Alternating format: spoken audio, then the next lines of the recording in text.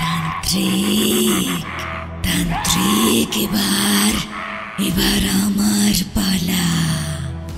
আমি তোকে শত সহস্র বিষধর সাপের ছোবল খাওয়াবো, যাতে তোর মনে পড়ে যায় কিভাবে কিভাবে সেই দৈব ত্রিশূলের আঘাতে আমার মৃত্যু হয়েছিল।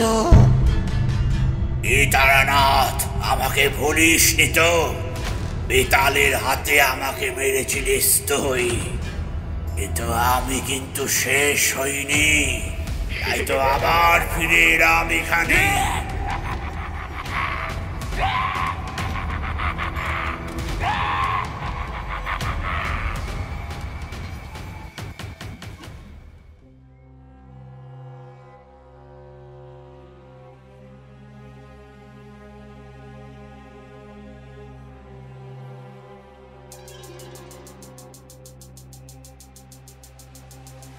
হ্যালো এভরিওয়ান, আমি শ্রীরূপ রয়েছি তোমাদের সঙ্গে, and welcome to my channel scary tales. বিভিন্ন স্বাদের ভূতের গল্প শুনতে এখনই সাবস্ক্রাইব করুন আমার চ্যানেল স্কেরি টেলস। স্কেরি টেলসে আজ তোমরা শুনবে তারানাথ তান্ত্রিকের একটি প্যাস্টিশ গল্প, প্রেত চক্রে তারানাথ। গল্পটি লিখেছেন শুভেন্দু চট্টোপাধ্যায়। আজকের গল্প পাঠে রয়েছি আমি শ্রীরূপ, তারানাথ তান্ত্রিকের চরিত্রে অমিত। শুরু হচ্ছে স্কেরি টেলসের আজকের গল্প, প্রেত চক্রে তারানাথ।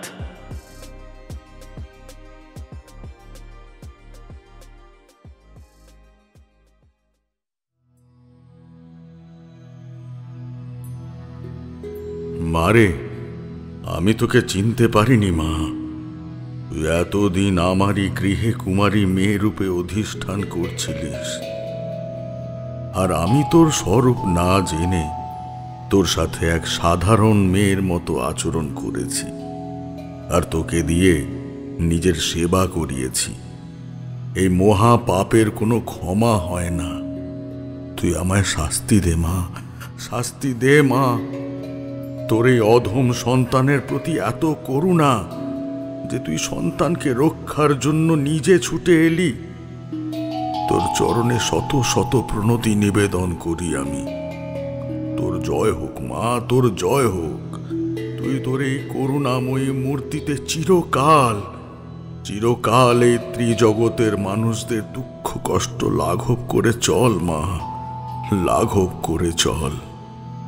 এই সংসারের প্রতিটা গৃহে তুই অচলা রূপে সদা সর্বদা বিরাজ কর মা, বিরাজ কর।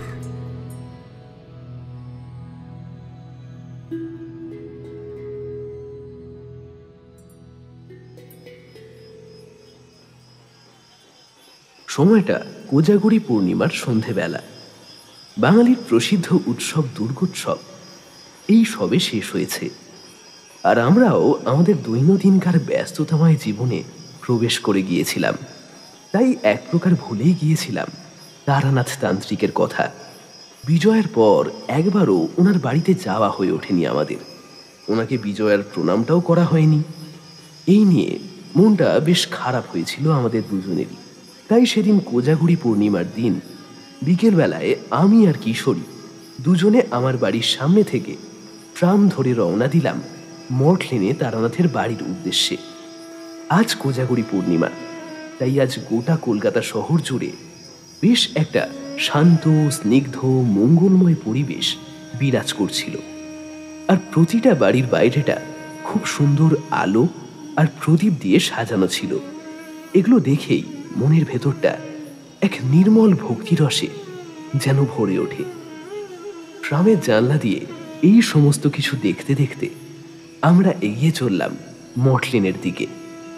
অবশেষে প্রায় ঘন্টাখানেক চলার পর আমাদের ট্রামটা এসে উপস্থিত হলো মঠ লেনের সামনে। আমি আর কিশোরী সেখানেই নেমে পড়লাম। এরপর ট্রামটা চলে যেতে কিশোরী মঠ লেনের গলিটার পাশের গুমটি দোকানটার থেকে তারানাথের জন্য একটা পাসিং শোয়ের প্যাকেট কিনে নিল। আমি আর কিশোরী প্রবেশ করলাম গলিটার ভেতরে। গলির ভেতরে দুই পাশে যে সমস্ত পুরনো দিনের বাড়ি ছিল, আজ সেই সমস্ত বাড়ির ভেতর থেকে সুমধুর নারী কণ্ঠে লক্ষ্মী পাঁচালীর সুর ভেসে আসছিল। দোল পূর্ণিমা নিশি নির্মল আকাশ, ধীরে ধীরে বহে তাই মলয় বাতাস। এই সুমধুর নারী কণ্ঠে পাঁচালী পড়ার শব্দ কানে আসতেই মনের ভেতরটা যেন এক অনাবিল আনন্দে ভরে ওঠে। এই সমস্ত কিছু শুনতে শুনতে আমি আর কিশোরী এসে উপস্থিত হলাম তারানাথের বাড়ির সদর দরজার সামনে। এরপর কিশোরী সদর দরজায় টোকা দিল। সঙ্গে সঙ্গে বাড়ির ভেতর থেকে চারির কণ্ঠস্বর এলো, একটু দাঁড়ান, আসছি। কিছুক্ষণ দরজার বাইরে অপেক্ষা করার পর চারি এসে দরজাটা খুলে দিল। আমাদের দিকে তাকিয়ে একগাল হাসি নিয়ে বলল, শুভ বিজয় কাকাবাবু, আপনারা যে আজ এই শুভ দিনে আমাদের বাড়িতে পায়ের ধুলো দিয়েছেন, এতেই আমি খুশি। আসুন আসুন, আপনারা ভেতরে আসুন। জানেন, বাবা আপনাদের দেখে খুব খুশি হবেন। এই কয়দিন বাবা আপনাদের কথা খুব বলছিলেন, আর আজ যখন আপনারা এসেই পড়েছেন, তখন বাবাও আজ বেশ খুশি হবেন। আসুন আসুন আসুন, ভেতরে আসুন। এই বলে চারি আমাদের বাড়ির ভেতরে নিয়ে গেল। আজকে চারিকে বেশ অন্যরকম লাগছে। দেখে মনেই হচ্ছে না যে ও তারানাথ তান্ত্রিকের মেয়ে, যেন সাক্ষাৎ মা মহালক্ষ্মী স্বয়ং বৈকুণ্ঠ থেকে নেমে এসেছেন তারানাথের বাড়িতে। চারির আজ পরনে ছিল লাল পাড়ের সাদা গরদের শাড়ি, গলায় ছিল একটা পুরনো দিনের সোনার হার, আর হাতে ছিল সোনার বাউটি, পায়ে ছিল সোনার নূপুর, আর কোমরে ছিল সোনার কোমর বন্ধনী। যখন আমরা চারির সাথে দোতলার বৈঠকখানায় যাচ্ছিলাম, তখন চারির পায়ে থাকা ওই নূপুরগুলো থেকে একটা সুন্দর ছমছম শব্দ ভেসে আসছিল। এরপর আমরা এসে উপস্থিত হলাম বৈঠকখানার সামনে। সেখানে গিয়ে আমি দেখলাম তারানাথ তক্তপোষের ওপর শান্তভাবে বসে পাশে থাকা ওই পুরনো গড়গড়াটা নিয়ে এক মনে ধূমপান করে চলেছেন। এরপর চারি তারানাথকে বলল, বাবা, কাকাবাবুরা তোমার সাথে দেখা করতে এসেছেন। যান কাকাবাবু, আপনারা ভেতরে যান, গিয়ে বাবার সাথে গল্প করুন। আমি আপনাদের জন্য চা জল খাবারের ব্যবস্থা করছি। আর হ্যাঁ কাকাবাবু, আজ কিন্তু বাড়িতে লক্ষ্মী পুজো করছি, আর তাই আপনারা আজ রাতে এখান থেকে মায়ের ভোগ খেয়ে তবেই কিন্তু বাড়ি যাবেন। আমি কিন্তু আজ আপনাদের কোনো বাহানা শুনবো না, আগেই বলে দিলুম। এই কথা বলার পর চারি রান্নাঘরের দিকে চলে গেল, আর আমরাও এবার গেলাম বৈঠকখানার ভেতরে। আমাদের আসতে দেখে তারানাথ আমাদের হাতের ইশারায় মাদুরের ওপর বসতে বললেন। তারপর আমাদের দিকে তাকিয়ে একটু হেসে বললেন, অনেক দিন পর তোমরা এলে আমার কাছে। যাক, ভালোই হয়েছে, ভালো দিনেই তোমরা এসেছো আমার কাছে। আজ সকালে হঠাৎই আমার মনে পড়ে গিয়েছিল আমার জীবনের একটা ঘটনার কথা, যেটা আমি প্রায় ভুলেই গিয়েছিলাম। কিন্তু আজ এই শুভ দিনে সেই ঘটনা আবারও আমার স্মৃতির অতল থেকে ভেসে উঠেছিল একদম আমার চোখের সামনে। আর সেই ঘটনার কথা আজও আমার মনে সেই নির্মল ভক্তির জন্ম দেয়, আর সেটাই আমার পথ চলার শক্তি। জীবনের অন্তিম দিন অবধি আমি এই শক্তিকেই সাথে নিয়ে চলার কামনা করি। আমার ইষ্টদেব প্রভু কাল ভৈরব আর দেবী দশ মহাবিদ্যাদের কাছে। তারানাথের এই কথার পরিপ্রেক্ষিতে কিশোরী তারানাথকে বলল, আচ্ছা ঠাকুরমশাই, ঠিক কি ঘটেছিল আপনার জীবনে, যেটার জন্য আপনি আজও সেই শক্তির স্মরণ করেন? আজকে আমাদের তাহলে সেই ঘটনাটার কথাই বলুন, আমরা আজ সেটাই শুনব। আমাদের এই কথোপকথনের সময় চারি আমাদের ঘরে প্রবেশ করে 3 কাপ চা আর তেলে ভাজা দিয়ে গেল। এরপর কিশোরী ওর সাথে আনা ওই পাসিং শোয়ের প্যাকেটটা তারানাথের হাতে তুলে দিল। তারপর সিগারেটটা ধরিয়ে বার দুয়েক লম্বা টান দিয়ে অবশিষ্টাংশটা ছাইদানি হিসেবে ব্যবহার করা নারকেলের মালাটাই গুঁজে দিতে দিতে আমাদের উদ্দেশ্যে তারানাথ বললেন,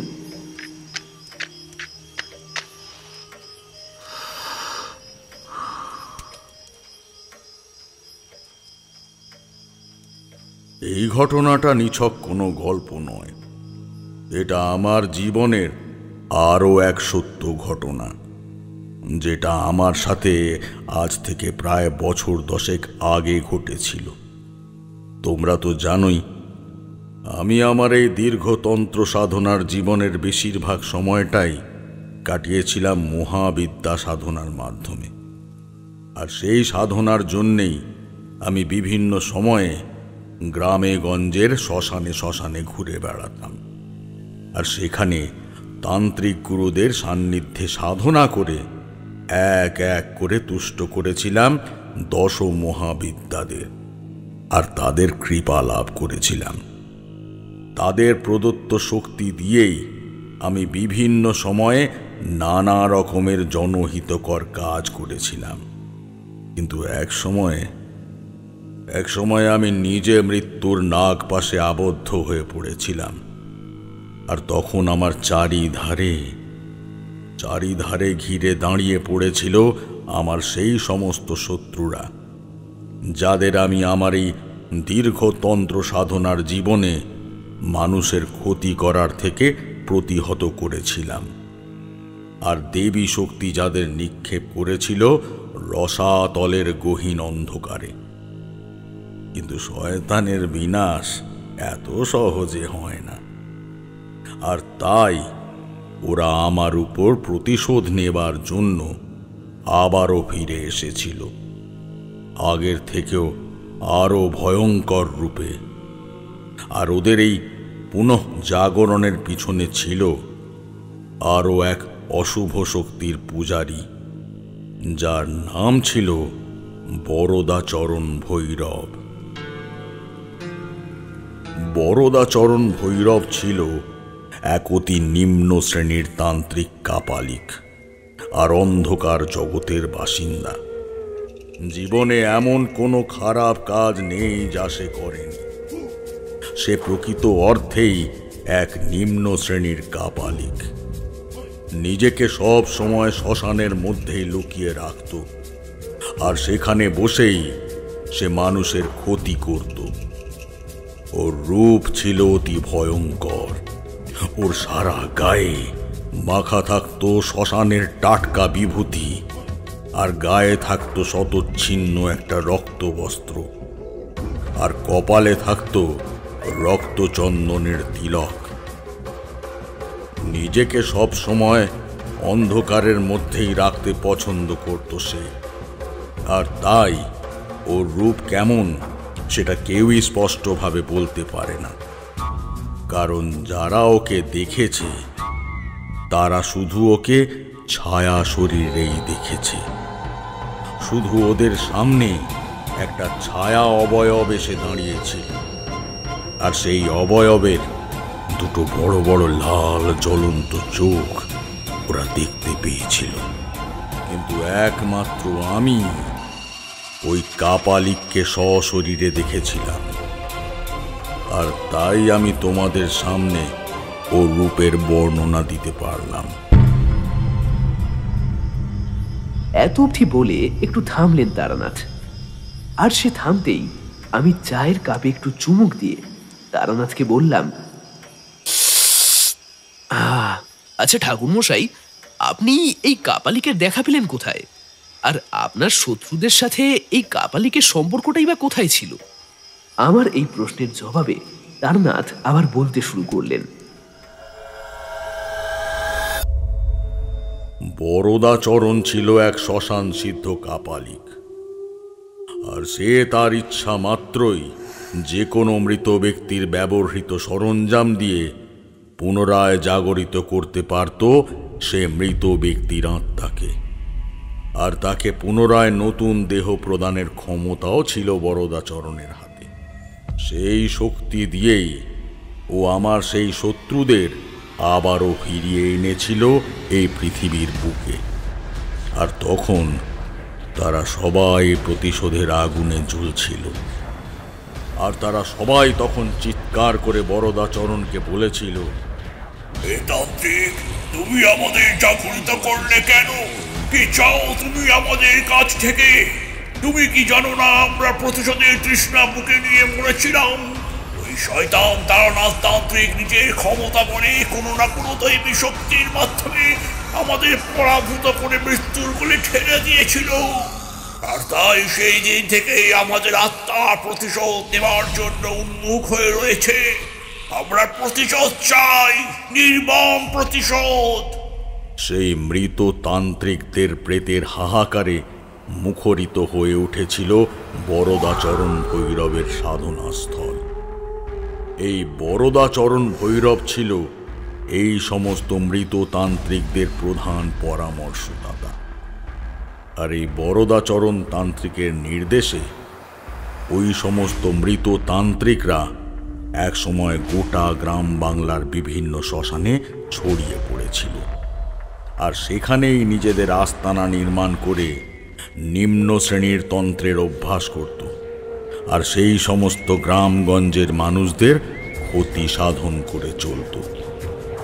কিন্তু যখন ওই সমস্ত তান্ত্রিকদের সাথে আমি মোকাবিলা করেছিলাম, তখন মা দশ মহাবিদ্যাদের কৃপায় ওই সমস্ত নিম্ন শ্রেণীর তান্ত্রিকরা বারংবার পরাভূত হয়েছিল আর একে একে ঢলে পড়েছিল মৃত্যুর কোলে।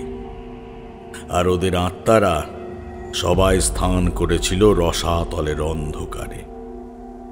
আর এই সমস্ত কথাই বরদাচরণ ভৈরবের কানে গিয়ে পৌঁছেছিল। আর ওই ভৈরব তখন চলে যেত ওই স্থানগুলোতে যেখানে ওই সমস্ত তান্ত্রিকরা সাধনা করেছিল। এরপর সেখান থেকে ভৈরব নিয়ে আসত ওই সমস্ত তান্ত্রিকদের ব্যবহার করা কোনো না কোনো জিনিস, যেগুলোকে ভালো করে শুদ্ধ করে নিয়ে বিশেষ কিছু গোপনীয় নিম্ন শ্রেণীর তন্ত্রক্রিয়ার মাধ্যমে জাগিয়ে তুলতে শুরু করত ওই সমস্ত অশরীরী আত্মাদের। আর এই কাজে ও সফল হয়ে গিয়েছিল সেদিন ভাদ্র মাসের অমাবস্যা তিথির মধ্যরাতে পূর্ণাহুতি দিয়ে। ও জাগিয়ে তুলেছিল সেই সমস্ত আত্মাদের। একে একে অম্বিকাচরণ, প্রচণ্ডিকা যোগিনী, বেতাল জাগরণকারী সেই কাপালিক, অঘোরনাথ ভৈরব সহ আরও অনেক অশুভ শক্তিকে। আর এই সমস্ত অপশক্তিরা তাদের জীবৎকালে মহাবিদ্যাদের শক্তির কাছে পরাভূত হয়ে বিনষ্ট হয়ে গিয়ে রসাতলের অন্ধকারে স্থান পেয়েছিল। বরদাচরণের অশুভ শক্তির প্রভাবে এই সমস্ত অপশক্তির দল এক এক করে ফিরে এলো বরদাচরণের সাধনাস্থলে। অপশক্তিদের হাহাকার শুনে বরদাচরণ গম্ভীর কণ্ঠে ওদের বলেছিল, তোমাদের আমি কেন জাগরিত করেছি শুনতে চাও তোমরা? তবে শোনো, আমি চাই তোমরা সবাই এবার একসাথে ওই শয়তান তান্ত্রিক তারানাথকে চিরতরে এই পৃথিবী থেকে সরিয়ে দাও। আর একবার আবারও এই গ্রাম বাংলার শান্ত স্নিগ্ধ পরিবেশে নিজেদের আতঙ্ক বিস্তার করো। আর এই সমস্ত নিরীহ গ্রামবাসীদের সুখের জীবনকে নরক সম করে তোলো, যেটা তোমরা তোমাদের জীবৎকালে করতে পারোনি। আমি চাই সেটা তোমরা সবাই এবার সম্পন্ন করো, আর তাহলেই তোমাদের আত্মা শান্তি পাবে। আর এইবারে তোমরা একা নও, আমিও থাকবো তোমাদের সাথে। আর আমার বিশ্বাস এইবার আর কোনো দেবী শক্তি তারানাথকে বিনষ্ট হওয়া থেকে রক্ষা করতে পারবে না। ওর বিনাশ এবার আমাদের হাতেই হবে। এবার দেখি ওকে কে বাঁচায়। আমি জানি তোমরা সবাই বিভিন্ন রকমের তন্ত্রবিদ্যায় পারদর্শী ছিলে। যেমন অম্বিকাচরণ ছিল শ্মশান যক্ষিণীর সাধক, ঠিক তেমনি কাপালিক তুমি ছিলে বেতাল তন্ত্র সিদ্ধ। আর প্রচণ্ডিকা তুমি ছিলে শ্মশান ও প্রেততন্ত্রের সিদ্ধা। আমি চাই তোমরা তিনজন এই কাজের প্রধান কাণ্ডারি হও, আর তোমরাই বাকি অপশক্তিদের পথ প্রদর্শন করে এই তারানাথ বিনাশ যজ্ঞকে সুসম্পন্ন করবে। এটাই আমার নির্দেশ, আর এই নির্দেশ মতোই কাজ করবে তোমরা। আমি তোমাদের এই কাজের প্রধান সহায়ক থাকবো, আর আমিও সক্রিয়ভাবে তারানাথের কাছে মোকাবিলা করব আর ওকে বিনষ্ট করব। এতদিন তুচ্ছ কিছু সিদ্ধাই ব্যবহার করে তোমাদের পরাভূত করলেও এবার ওর সামনে আমি আসবো, আর এবার আমিও দেখতে চাই যে তারানাথের কত শক্তি। তাই আর তোমরা বিলম্ব করো না, ছড়িয়ে পড়ো এই হরিনারায়ণপুর গ্রামের আনাচে কানাচে, আর মেতে ওঠো ধ্বংসলীলায়, যেন একটাও গ্রামবাসী সুখে শান্তিতে বসবাস করতে না পারে। কারণ ওরা যত আতঙ্কগ্রস্ত হবে ততই ওরা শরণাপন্ন হবে তারানাথের, আর তারানাথ অসহায় মানুষদের দুঃখের কথা শুনে চুপচাপ বসে থাকতে পারবে না। ওকে আসতেই হবে এই গ্রামে, আর ও যখন এখানে আসবে তখনই আমরা সেই সুযোগটা কাজে লাগিয়ে তারানাথকে নিয়ে আসবো এই শ্মশানে, আর এখানেই ওকে আমরা চিরতরে শেষ করে দেব, যাতে আর কেউ কোনোদিন আমাদের পথের কাঁটা হয়ে না উঠতে পারে। আর তখন চারিদিকে ছড়িয়ে পড়বে আমাদের আতঙ্ক আর ভয়। গোটা গ্রাম বাংলার মানুষ এই বরদাচরণ ভৈরব আর এই অপশক্তিদের নামে থরথর করে কাঁপতে থাকবে। ওরা যত ভয় পাবে আমরা ততই আনন্দ পাব, আর তখন আমাদের আর কোনো চিন্তা থাকবে না। তোমরা তোমাদের জীবৎকালে যেটা করতে পারোনি, এবার তোমরা সেই কাজটা করতে পারবে। কারণ তোমরা যখন জীবিত ছিলে তখন তোমাদের বিনষ্ট করা সহজ ছিল, কারণ তখন তোমাদের কাছে তন্ত্র শক্তি থাকলেও তোমাদের শরীর ছিল নশ্বর, তাই তোমাদের বিনষ্ট করা সহজ ছিল। কিন্তু এখন তোমরা অপশক্তি, আর তোমাদের শক্তি আগের থেকেও শতগুণে বৃদ্ধি প্রাপ্ত হয়েছে, আর তাই এখন তারানাথের শক্তি তোমাদের কোনো ক্ষতি করতে পারবে না। তোমরা এখন অজেয় অমর অমিত শক্তিশালী। তাই এবার ছড়িয়ে পড়ো গোটা গ্রামে, আর শুরু করো তাণ্ডব লীলা। যাও যাও, তোমরা ছড়িয়ে পড়ো, গ্রামের হাওয়ায় বাতাসে মিশে যাও।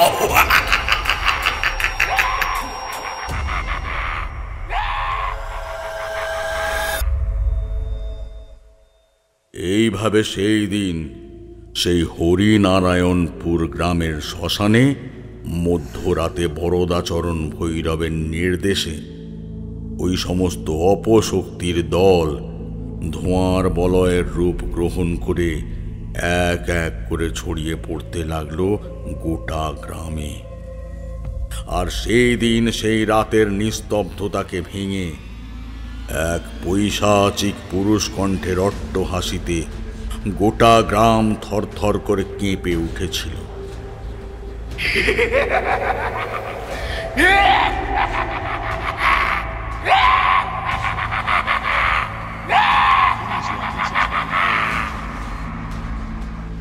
এই অট্টহাসি ছিল ওই অপশক্তিদের, যারা আজ শত সহস্র যুগের পর রসাতলের অন্ধকার থেকে মুক্তি লাভ করেছিল।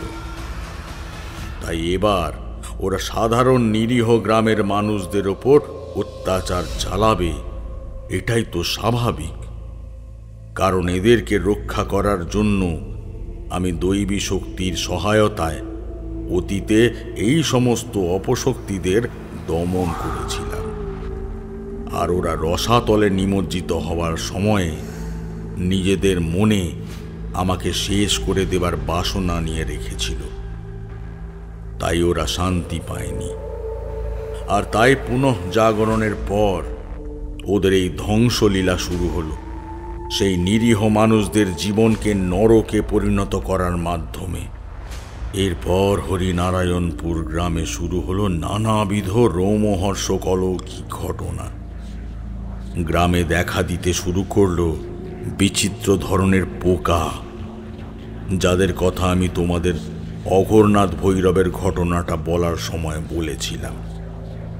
সেই পোকাদের আবারও আগমন ঘটল, আর নিমেষের মধ্যেই গোটা গ্রামের হাওয়ায় বাতাসে এক বিশ্রী পোড়া মাংসের গন্ধ ছড়িয়ে পড়ল।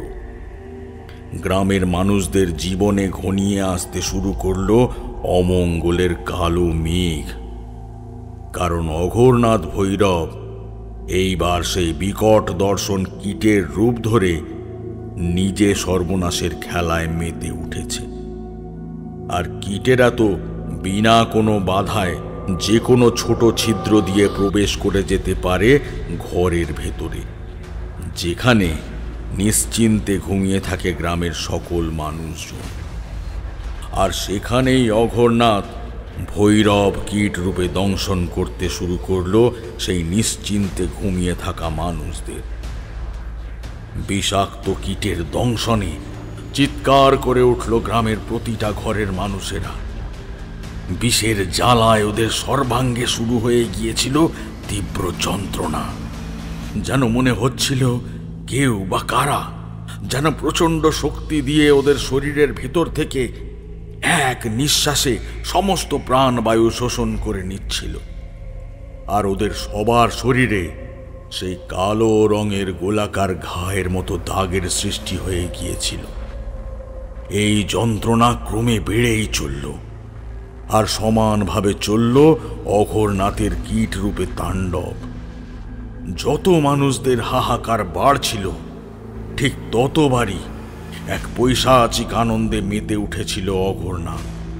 আর সেই কীটরূপী অঘোরনাথ ওই সমস্ত গ্রামবাসীদের হাহাকার দেখে বলে উঠল, কর, আরো জোরে চিৎকার কর, কারণ তোরা যত যন্ত্রণায় ছটফট করবি ততই আমার বুকের ভেতর জ্বলতে থাকা প্রতিশোধের আগুনটা আস্তে আস্তে ঠান্ডা হবে। কারণ তোদের ওই সুরক্ষা প্রদান করার জন্য ওই শয়তান তারানাথ তান্ত্রিক অলনার আশ্রয় নিয়ে দেবী শক্তির সাহায্যে আমাকে রসাতলের আগুনে নিমজ্জিত করেছিল। আর তারপর সেই দিন থেকে আমি প্রতিশোধের আগুনে জ্বলছি। কিন্তু আজ যখন বরদাচরণ আমাকে ওই রসাতলের আগুন থেকে মুক্ত করে আবার ওই পৃথিবীর মাটিতে ফিরিয়ে এনেছে, তাই এবার আমার প্রতিশোধ নেওয়া আমি শুরু করলাম তোদের হাহাকারের মধ্যে দিয়ে।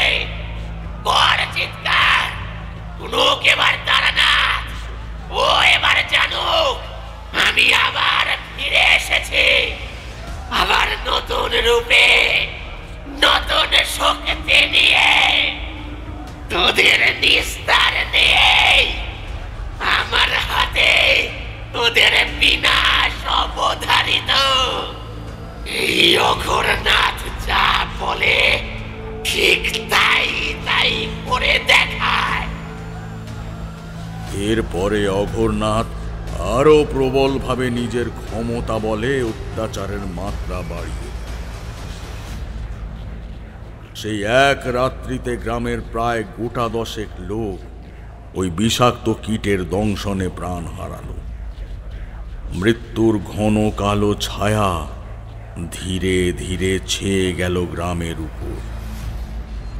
অঘোরনাথ দ্বারা সৃষ্ট এই কীটের দংশনের কোনো উপযুক্ত প্রতিষেধক ছিল না গ্রামের বৈদ্যের কাছে, আর তাই বিনা চিকিৎসায় মারা গেল বেশ কিছু মানুষ। অঘোরনাথের মনের ইচ্ছা ধীরে ধীরে পূরণ হতে শুরু করল, কিন্তু অঘোরনাথ এখানেই থেমেছিল না। এবার বরদাচরণের নির্দেশে অম্বিকাচরণ আর প্রচণ্ডিকাও এগিয়ে এলো। এবার বরদাচরণ অম্বিকাচরণ আর প্রচণ্ডিকাকে বলল, অম্বিকাচরণ আর প্রচণ্ডিকা, তোমরাও এবার অঘোরনাথের সাথে নিজেদের প্রতিশোধ চরিতার্থ করা শুরু করো। ভুলে যেও না, তোমাদের কাছেও রয়েছে অমিত শক্তি, আর তোমরাও অঘোরনাথের সঙ্গী। তাই আর দেরি কিসে?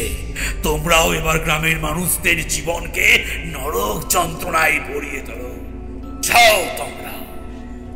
বরদাচরণের এই কথা শুনে অম্বিকাচরণ আর প্রচণ্ডিকা যোগিনী এক বিকট অট্টহাসি দিয়ে উঠল। তারপর ওরা বরদাচরণকে বলল,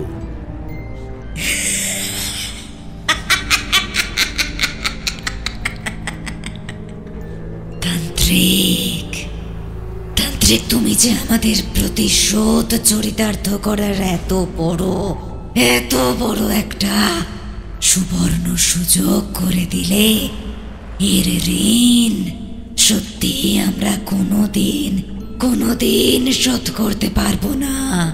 কিন্তু আমরা তোমায় কথা দিচ্ছি, তান্ত্রিক অঘোরনাথের থেকেও আমরা আরো প্রবলভাবে আঘাত আনবো, আরো প্রবলভাবে এই গ্রামের উপর, যাতে এবার তারানাথকে ছুটে আসতেই হয় এইখানে। আর ও এখানে এলে আমাদের হাতে ওর বিনাশ ঘটবে। ওর বিনাশ কেউ আটকাতে পারবে না, কেউ না।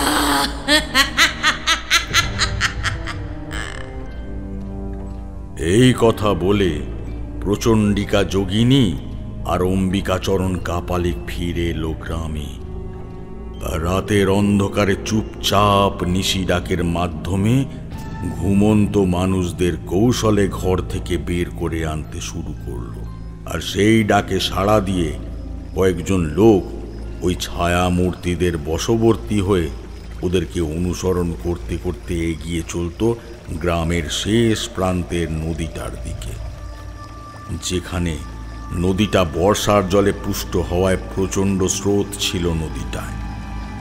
আর যেহেতু এই নদীটা শ্মশানের একদম পাশেই, একটা জনবিরল স্থানে, তাই গ্রামের মানুষরা রাতের বেলা তো দূর, দিনের বেলাতেও ওই পথে যেত না। কিন্তু সেদিন সেই রাতে অপশক্তির বশবর্তী হয়ে গ্রামের ওই অসহায় মানুষেরা ছায়া মূর্তিদের পেছনে পেছনে এসে উপস্থিত হলো নদীটার একদম সামনে। আর সেখানে আসার পর অম্বিকাচরণ কাপালিক আর প্রচণ্ডিকা যোগিনীর ছায়ামূর্তি ওই মানুষগুলোর দিকে ঘুরে তাকালো। তারপর এক অপার্থিব স্বরে ওদেরকে বলল, থামলে কেন তোমরা? আর কিছুটা এগোলেই তোমাদের চির মুক্তি আর পরম শান্তি পাবে তোমরা। আজ এই মধ্যরাতে এই নদীর জল তোমাদের নিজের কাছে হাতছানি দিয়ে ডাকছে। এসো, এসো তোমরা, এই নদীর জলে নিজেদের এক করে দাও। আর তাহলেই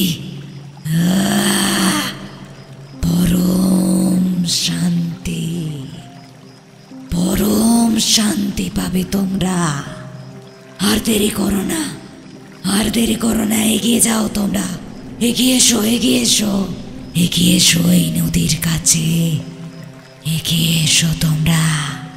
এমন সুযোগ কিন্তু বারবার আসে না।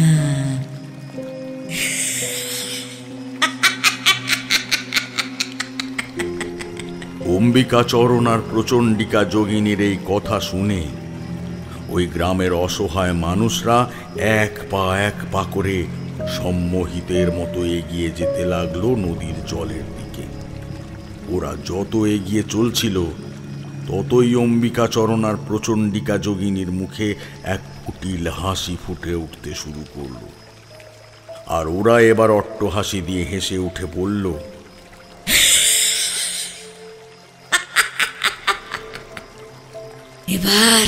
এবার কে বাঁচাবে তোদের? কে বাঁচাবে?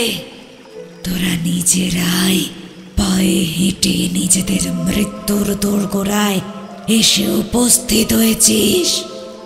আর এখন এখন তোদের পিছনে ফিরে যাবার কোনো পথ নেই।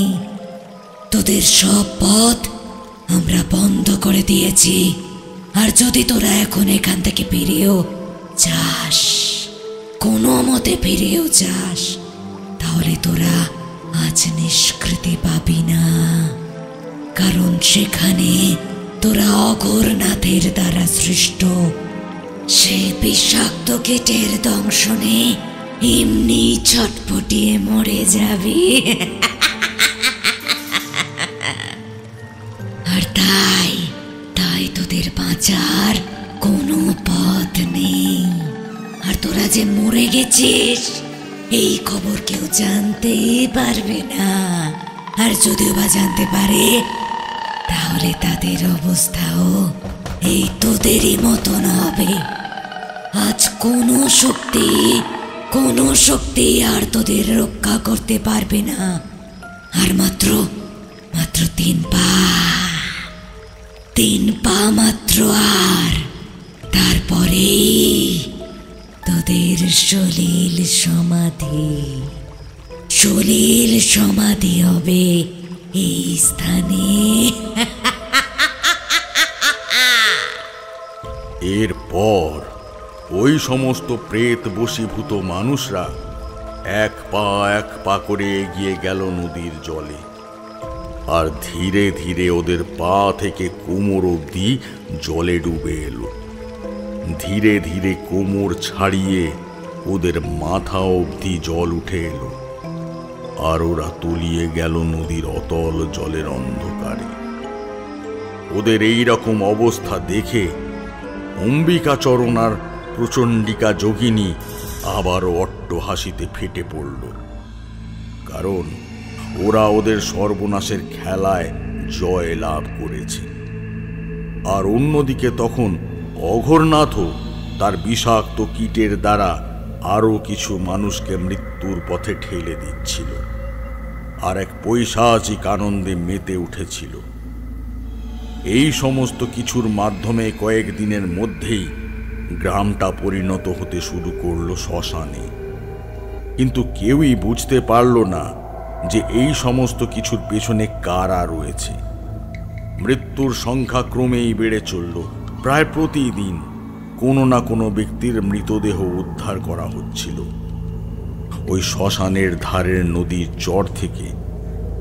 আর এর সঙ্গে প্রায় প্রতিদিনই খবর আসছিল বিষাক্ত নাম না জানা কীটের দংশনে মৃত্যুর। পরিস্থিতি অত্যন্ত জটিল থেকে জটিলতর হয়ে উঠেছিল। কিন্তু ওইদিকে বরদাচরণ ভৈরব অত্যন্ত খুশি হয়ে উঠেছিলেন। কারণ তার এতদিনের তন্ত্রবিদ্যা নিজের চরম সীমায় পৌঁছে গেছে। আর এই তন্ত্রবিদ্যার প্রয়োগের মাধ্যমে রসাতলের অন্ধকার থেকে সে তুলে এনেছে কিছু ভয়ঙ্কর তান্ত্রিক আর অপশক্তিদের, যারা তার ইশারায় এই সমস্ত ধ্বংসলীলা চালিয়ে চলেছে। এবার বরদাচরণ ভৈরব ওই অপশক্তিদের বলল, অত্যাচারের মাত্রা আরো বাড়িয়ে দাও তোমরা। যতক্ষণ না তারানাথ নিজে এখানে আসছে ততদিন এই নিরীহ গ্রামবাসীদের কিছুতেই আমরা শান্তি পেতে দেব না। ওদের হাহাকার যত বাড়বে তারানাথ তত তাড়াতাড়ি আমাদের কাছে আসবে। তারানাথের সাথেই আমরা এই গ্রামকে আর আশেপাশের আরো 10-12টা গ্রামকে ছারখার করে দেব। তবে গিয়েই তোমাদের প্রতিশোধ নেওয়া সফল হবে। আর আমি লাভ করব অমিত শক্তি। আর এই গোটা বিশ্বের মানুষ আমার নাম শোনা মাত্রই থরথর করে কেঁপে উঠবে। আর সেটাই আমি চাই। এবার আমি বরদাচরণ ভৈরব কাঁটা দিয়ে কাঁটা তুলব। যতক্ষণ না আমি তারানাথকে চিরতরে শেষ না করে দিচ্ছি ততক্ষণ আমরা থামবো না। তারানাথকে এবার আসতেই হবে আমাদের কাছে, আসতেই হবে।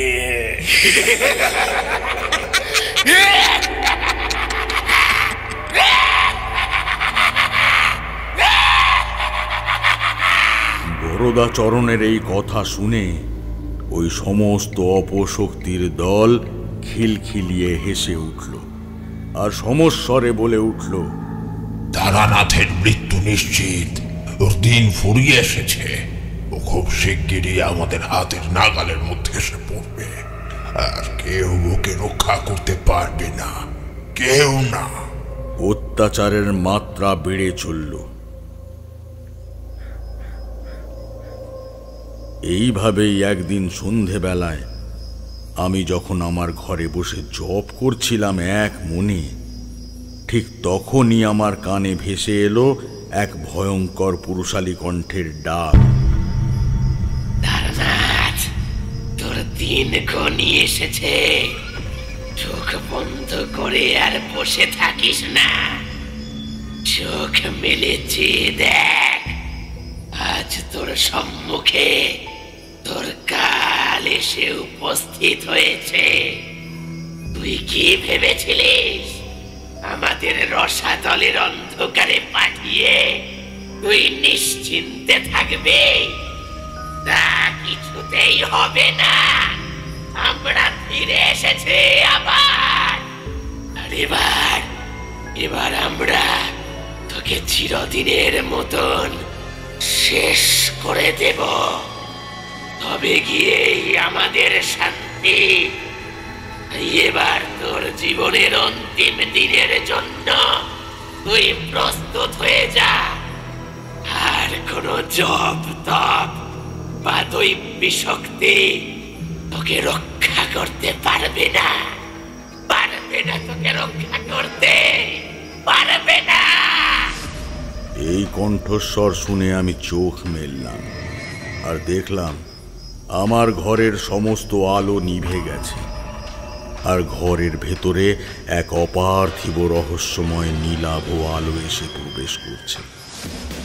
আর সেই আলো আঁধারির মধ্যে আমি লক্ষ্য করলাম পর পর 5টা ছায়া অবয়ব এসে উপস্থিত হয়েছে আমার ঘরে, আর তাদের সবারই চোখ দুটো ধক ধক করে জ্বলছিল, আর ওরা সবাই একযোগে আমারই দিকে এক ভয়ঙ্কর দৃষ্টিতে তাকিয়েছিল। এই দৃশ্য দেখে আমি কাঁপা কাঁপা গলায় বললাম, কে তোমরা, আর কেন আমার কাছে এসেছো? আমার এই প্রশ্ন শুনে ওই ছায়ামূর্তির দল অট্ট হাসি দিয়ে বলে উঠল,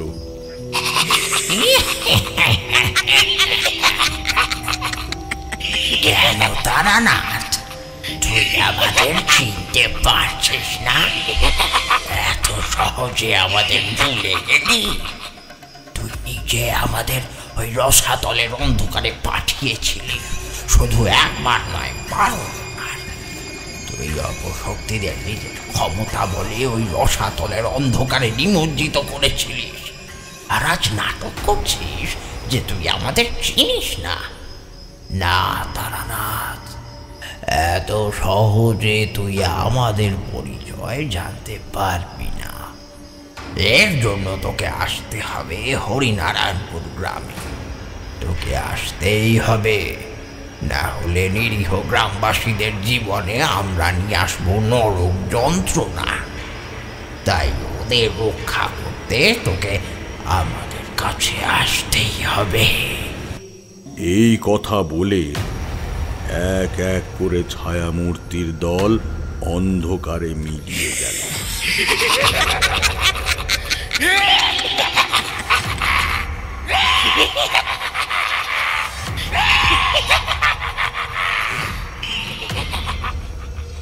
আর আবারও আমার ঘরের আলোগুলো জ্বলে উঠল। আমি তখনও বিশ্বাস করতে পারছিলাম না যে রসাতল, যেটা সপ্ত পাতালের অন্তিম স্তর, যেখানে সমস্ত অশুভ শক্তি শাস্তি লাভের জন্য নিমজ্জিত হয়, সেই রসাতল থেকে আজ কিভাবে এই সমস্ত অপশক্তি এ পৃথিবীর মাটিতে ফিরে এলো। কারণ ওই স্থান থেকে শাস্তিপ্রাপ্ত অপশক্তি কিছুতেই নিজের ইচ্ছায় এই পৃথিবীর মাটিতে ফিরে আসতে পারে না। যতক্ষণ না কেউ ওদের আবাহন করছে। আর ওদের এইভাবে আবাহন একমাত্র সেই করতে পারে যার কাছে ওই সমস্ত অপশক্তির ব্যবহৃত কোনো না কোনো জিনিস উপস্থিত থাকে। কিন্তু এমন সাধক কোথায় রয়েছে যার এত ক্ষমতা যে সে রসাতলের অন্ধকার থেকে এই সমস্ত অপশক্তিদের পৃথিবীর মাটিতে ফিরিয়ে এনেছে? মনে তখন আমার নানাবিধ প্রশ্নের ঝড় উঠতে শুরু করেছিল। কারণ আমার এই দীর্ঘ তন্ত্র সাধনার জীবনে আমি প্রতি পদক্ষেপে যেমন নতুন নতুন তন্ত্র সাধনা শিখেছিলাম, ঠিক তেমনই আবার আমি জনমানসের কল্যাণের জন্যে বিভিন্ন ধরনের অপশক্তির সাথে মোকাবিলা করেছিলাম, যার মধ্যে বেশিরভাগই ছিল নিম্ন শ্রেণীর তান্ত্রিক কাপালিক, যারা তাদের স্বার্থসিদ্ধির জন্য নিরীহ গ্রামবাসীদের জীবনকে দুর্বিষহ করে তুলেছিল। আর তাদেরই শাস্তি দিতে আমাকে যেতে হতো ওই সমস্ত গ্রামে। আর সেখানে গিয়ে আমি মোকাবিলা করতাম ওই সমস্ত নিম্ন শ্রেণীর তান্ত্রিক কাপালিকদের সাথে, আর তাদের পরাজিত করে গ্রামের মানুষদের রক্ষা করেছিলাম আমি। তবে কি আজ সেই অপশক্তির দল প্রতিশোধ নিতে ফিরে এসেছে আবার? বেশি ভাবতে পারলাম না আমি, কারণ এই ঘটনার সত্যতা তখন আমার কাছে ধোঁয়াশাবৃত ছিল। এই সমস্ত কথা ভাবতে ভাবতে সেই দিন রাতে আমার আর ঘুম এলো না, কারণ চোখ বন্ধ করতেই আমার চোখের সামনে সেই ছায়া মূর্তির দল ভেসে উঠছিল, আর আমার কানে ভেসে আসছিল ওই ছায়া মূর্তির বলা সেই কথাগুলো। আর সেই কথাগুলো মনে পড়তেই ঘুম কেটে যেত আমার চোখ থেকে।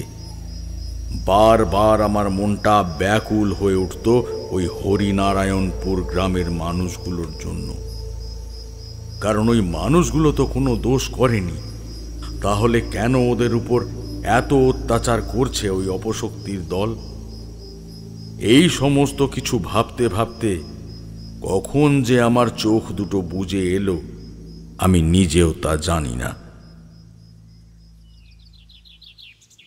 পরের দিন সকালে যখন আমার ঘুমটা ভাঙল, তখন দেখি চারি হাতে একটা খামবন্দি চিঠি নিয়ে আমার ঘরে প্রবেশ করলো।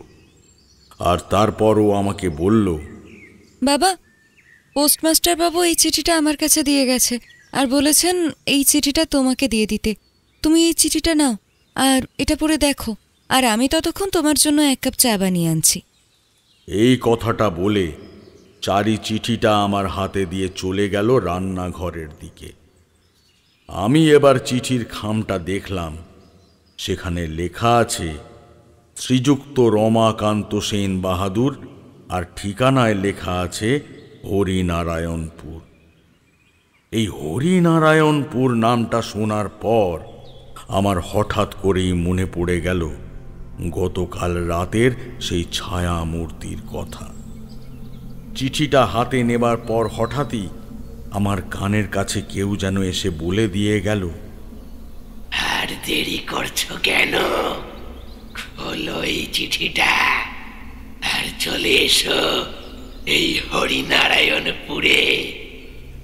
ওরা যে তোমার ওখানে আসার জন্য অপেক্ষা করছে। তোমার আসার আয়োজনে ওরা কোনো ত্রুটি রাখেনি। তুমি এসো, এসো এই হরিনারায়ণপুরে। আমি এবার চিঠির খামটা ছিঁড়ে চিঠিটাকে বের করে আনলাম,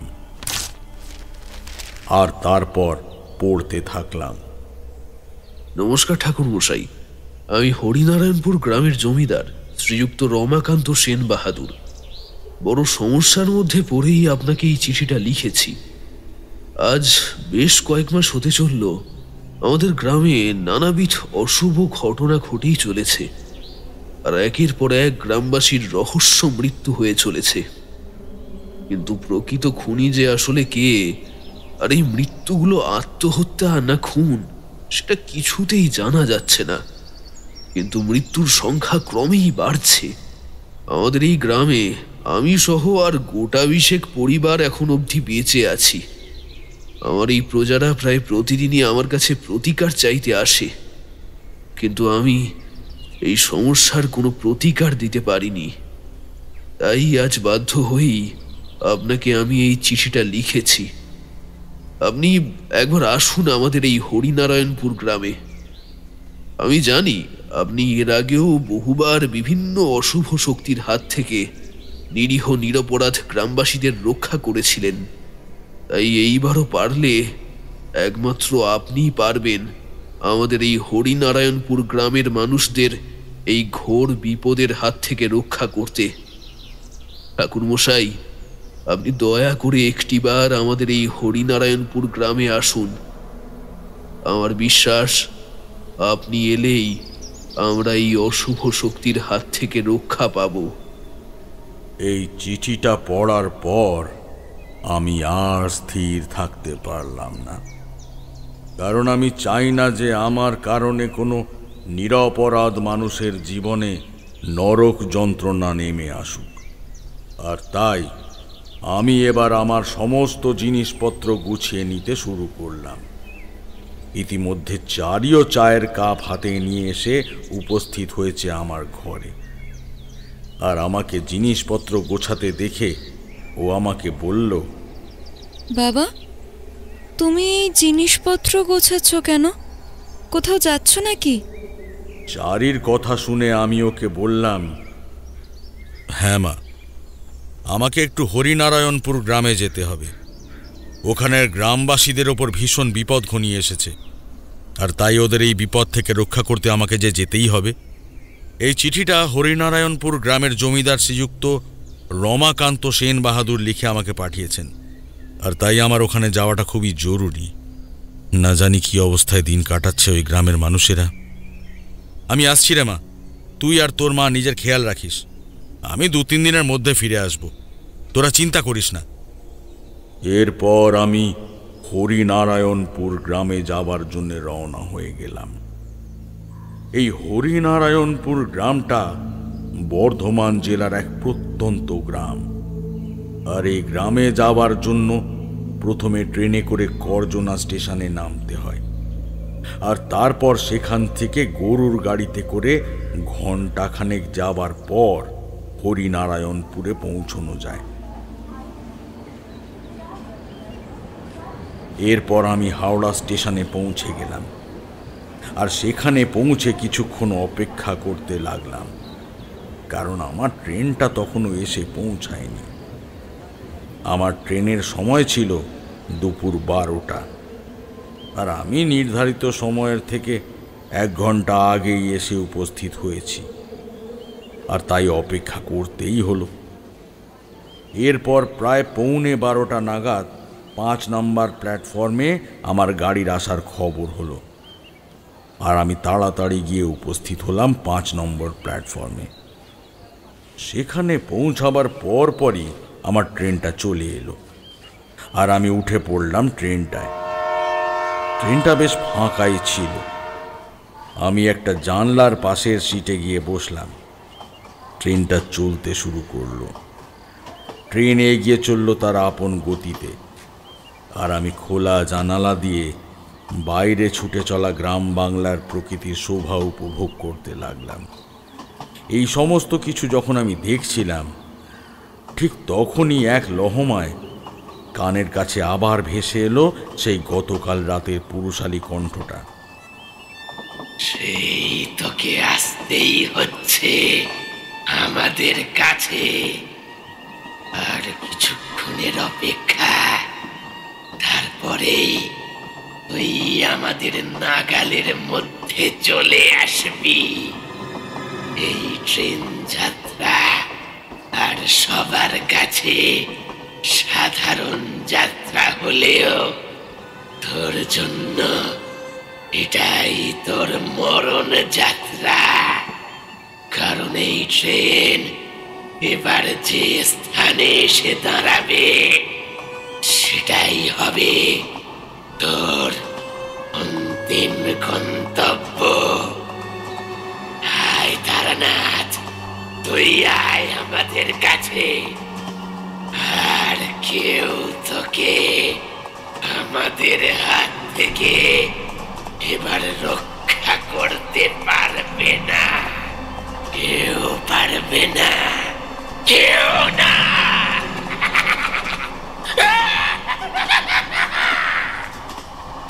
এই কথা কানে আসতেই আমি আমার চারপাশে তাকিয়ে দেখলাম। আমি দেখলাম আমার কামরাটায় আমি বাদে আর জনা পাঁচেক লোক বসে আছে। আমি সেই দিক থেকে দৃষ্টি সরিয়ে নিয়ে আবারও জানলার দিকে চোখ রাখলাম। এইভাবে বেশ কিছু সময় পর আমার ট্রেনটা প্রায় দুপুর 2টো নাগাদ এসে উপস্থিত হলো করজনা স্টেশন। স্টেশনটা খুব একটা বড় স্টেশন নয়, মাত্র 2টো প্ল্যাটফর্ম এই স্টেশনে। আমি এবার নেমে পড়লাম ট্রেন থেকে। করজনা স্টেশনে আমি একাই নামলাম, আর কেউ নামলো না ওই স্টেশনে। আমি নেমে যাবার পর ট্রেনটা আবার হুইসেল বাজিয়ে ধীরে ধীরে স্টেশন থেকে রওনা দিল নিজের গন্তব্য বর্ধমান জংশনের উদ্দেশ্যে। ট্রেনটা চলে যাওয়ার পর আমি ওই দুপুরের গনগনে রোদ্দুরের মধ্যেই শুনশান স্টেশন চত্বর দিয়ে হেঁটে চললাম। কিন্তু তখনও আমার মনে হচ্ছিল কেউ বা কারা যেন সমান তালে আমার পিছনে পিছনে ওই নিস্তব্ধ দুপুরে হেঁটে আসছিল। আমার মনে একটু ভয়ের সৃষ্টি হলো। আমি তাড়াতাড়ি পেছনে ফিরে তাকালাম, কিন্তু কাউকেই দেখতে পেলাম না। আমি তাড়াতাড়ি পা চালিয়ে স্টেশন থেকে বাইরে বেরিয়ে এলাম। স্টেশন থেকে বেরিয়ে আমি কিছুটা এগিয়ে যেতেই একটা গরুর গাড়ি দেখতে পেলাম। তারপর আমি গাড়োয়ানকে বললাম, ভাই, আমাকে তুমি হরিনারায়ণপুরের জমিদার বাড়িতে নিয়ে যাবে? আমার এই কথা শুনে গাড়োয়ান আমাকে বলল, বসেন বাবু গাড়িতে, আমি নিয়ে যাচ্ছি আপনাকে। এরপর আমি উঠে বসলাম ওই গরুর গাড়িতে, আর গরুর গাড়ি এগিয়ে চলল আপন গতিতে। নিস্তব্ধ দুপুরে এমন জনবিরল পথ দিয়ে যেতে যেতে মনে নানান রকমের দুশ্চিন্তার জন্ম হচ্ছিল। আর আমি দেখলাম গাড়ির গাড়োয়ানের শরীরের বিভিন্ন জায়গায় সেই বিষাক্ত নাম না জানা কীটের দংশনের চিহ্ন, যেটা আমি দেখেছিলাম অঘোরনাথ ভৈরবের সাথে মোকাবিলা করার সময়। যে সেই অপশক্তি কারা, তবে সেই ছায়ামূর্তির আসল পরিচয়টা কিন্তু তখনও আমার পুরোপুরি নিশ্চিত হওয়া বাকি ছিল। এইভাবে বেশ কিছু সময় চলার পর গাড়োয়ান একটা বড় বাড়ির সামনে গাড়িটাকে দাঁড় করালো, আর তারপর আমাকে বলল, বাবু, আমরা এসে পড়েছি। এইটাই আমাদের জমিদার বাবুর বাড়ি। আপনি এই সদর দরজাটা দিয়ে বাহির মহলে চলে যান।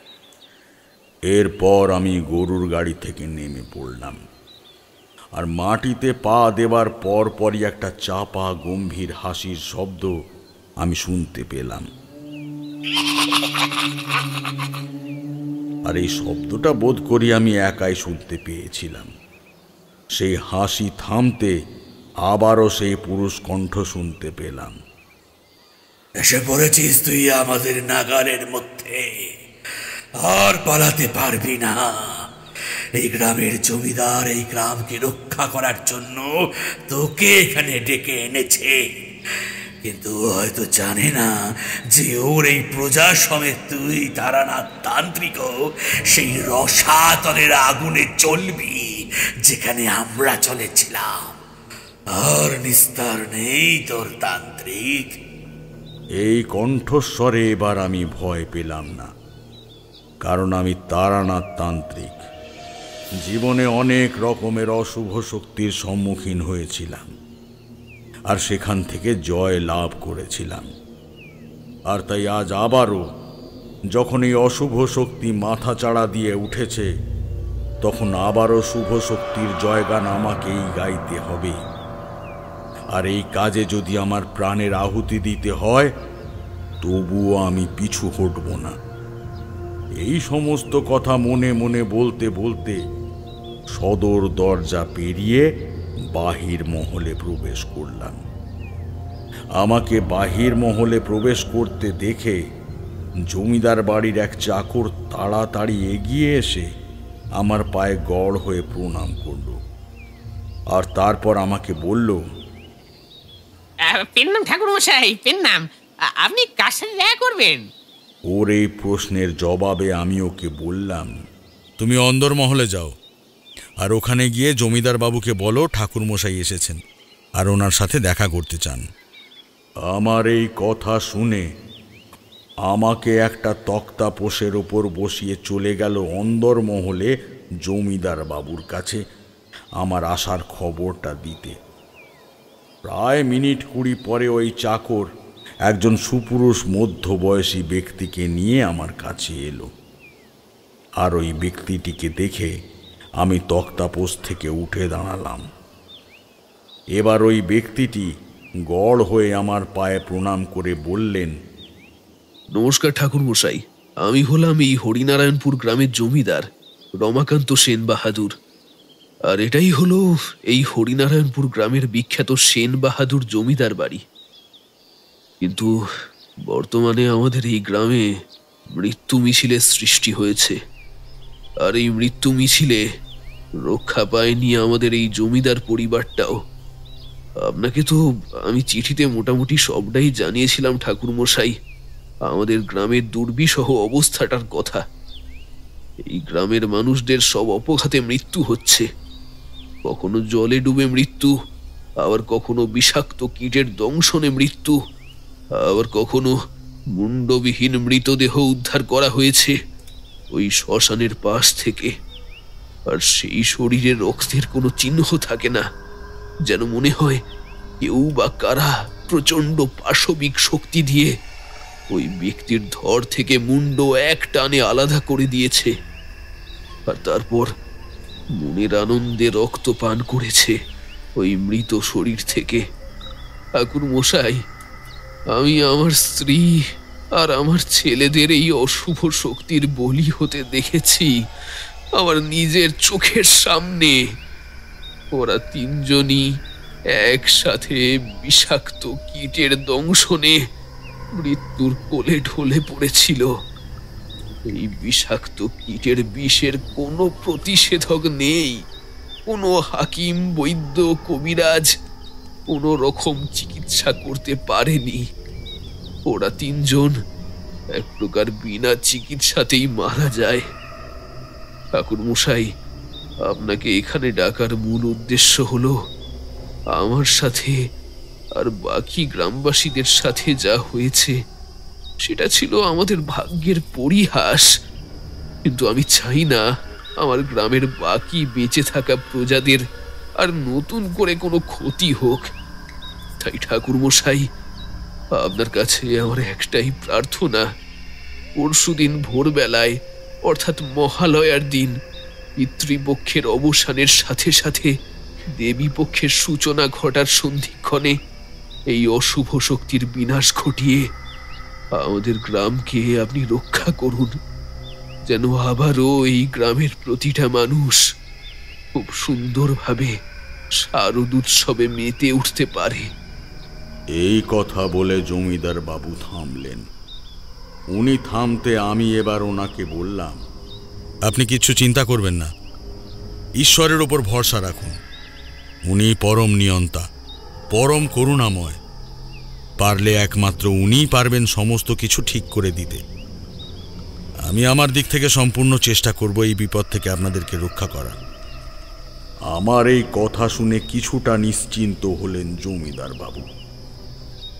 এরপর জমিদার বাবু আমাকে নিয়ে গেলেন দোতলার অতিথি মহলের ঘরে, আর সেখানে নিয়ে গিয়ে আমাকে বললেন, ঠাকুর মশাই, আপনি এই ঘরটায় থাকুন, এই ঘরটাই আপনার থাকার জন্য উপযুক্ত। আপনি এখন একটু বিশ্রাম নিন, আমি একজন চাকরের হাত দিয়ে আপনার খাবারটা পাঠিয়ে দিচ্ছি। এই বলে জমিদার বাবু চলে গেলেন ঘর থেকে। এরপর আমি গিয়ে বসলাম পালঙ্কের উপরে, আর সেখানে বসে আমি ভাবতে লাগলাম কিভাবে এই সমস্যার সমাধান করা যায়। কারণ এই রকম সমস্যা এই প্রথমবার সামনে এলো, যেখানে আমি আমার শত্রুকে ঠিকভাবে চিনি না, আর তার গতি প্রকৃতি এখনো আমার কাছে অজানা। আমার অবস্থা এখন সেই অন্ধকারে সূচ খোঁজার মতো। সেই ছায়ামূর্তির দল আর সেই পুরুষালী কণ্ঠ ছাড়া আমি আর কিছুই জানি না সেই শত্রুর ব্যাপারে, আর এটাও জানি না যে সেই ছায়ামূর্তির দল কারা।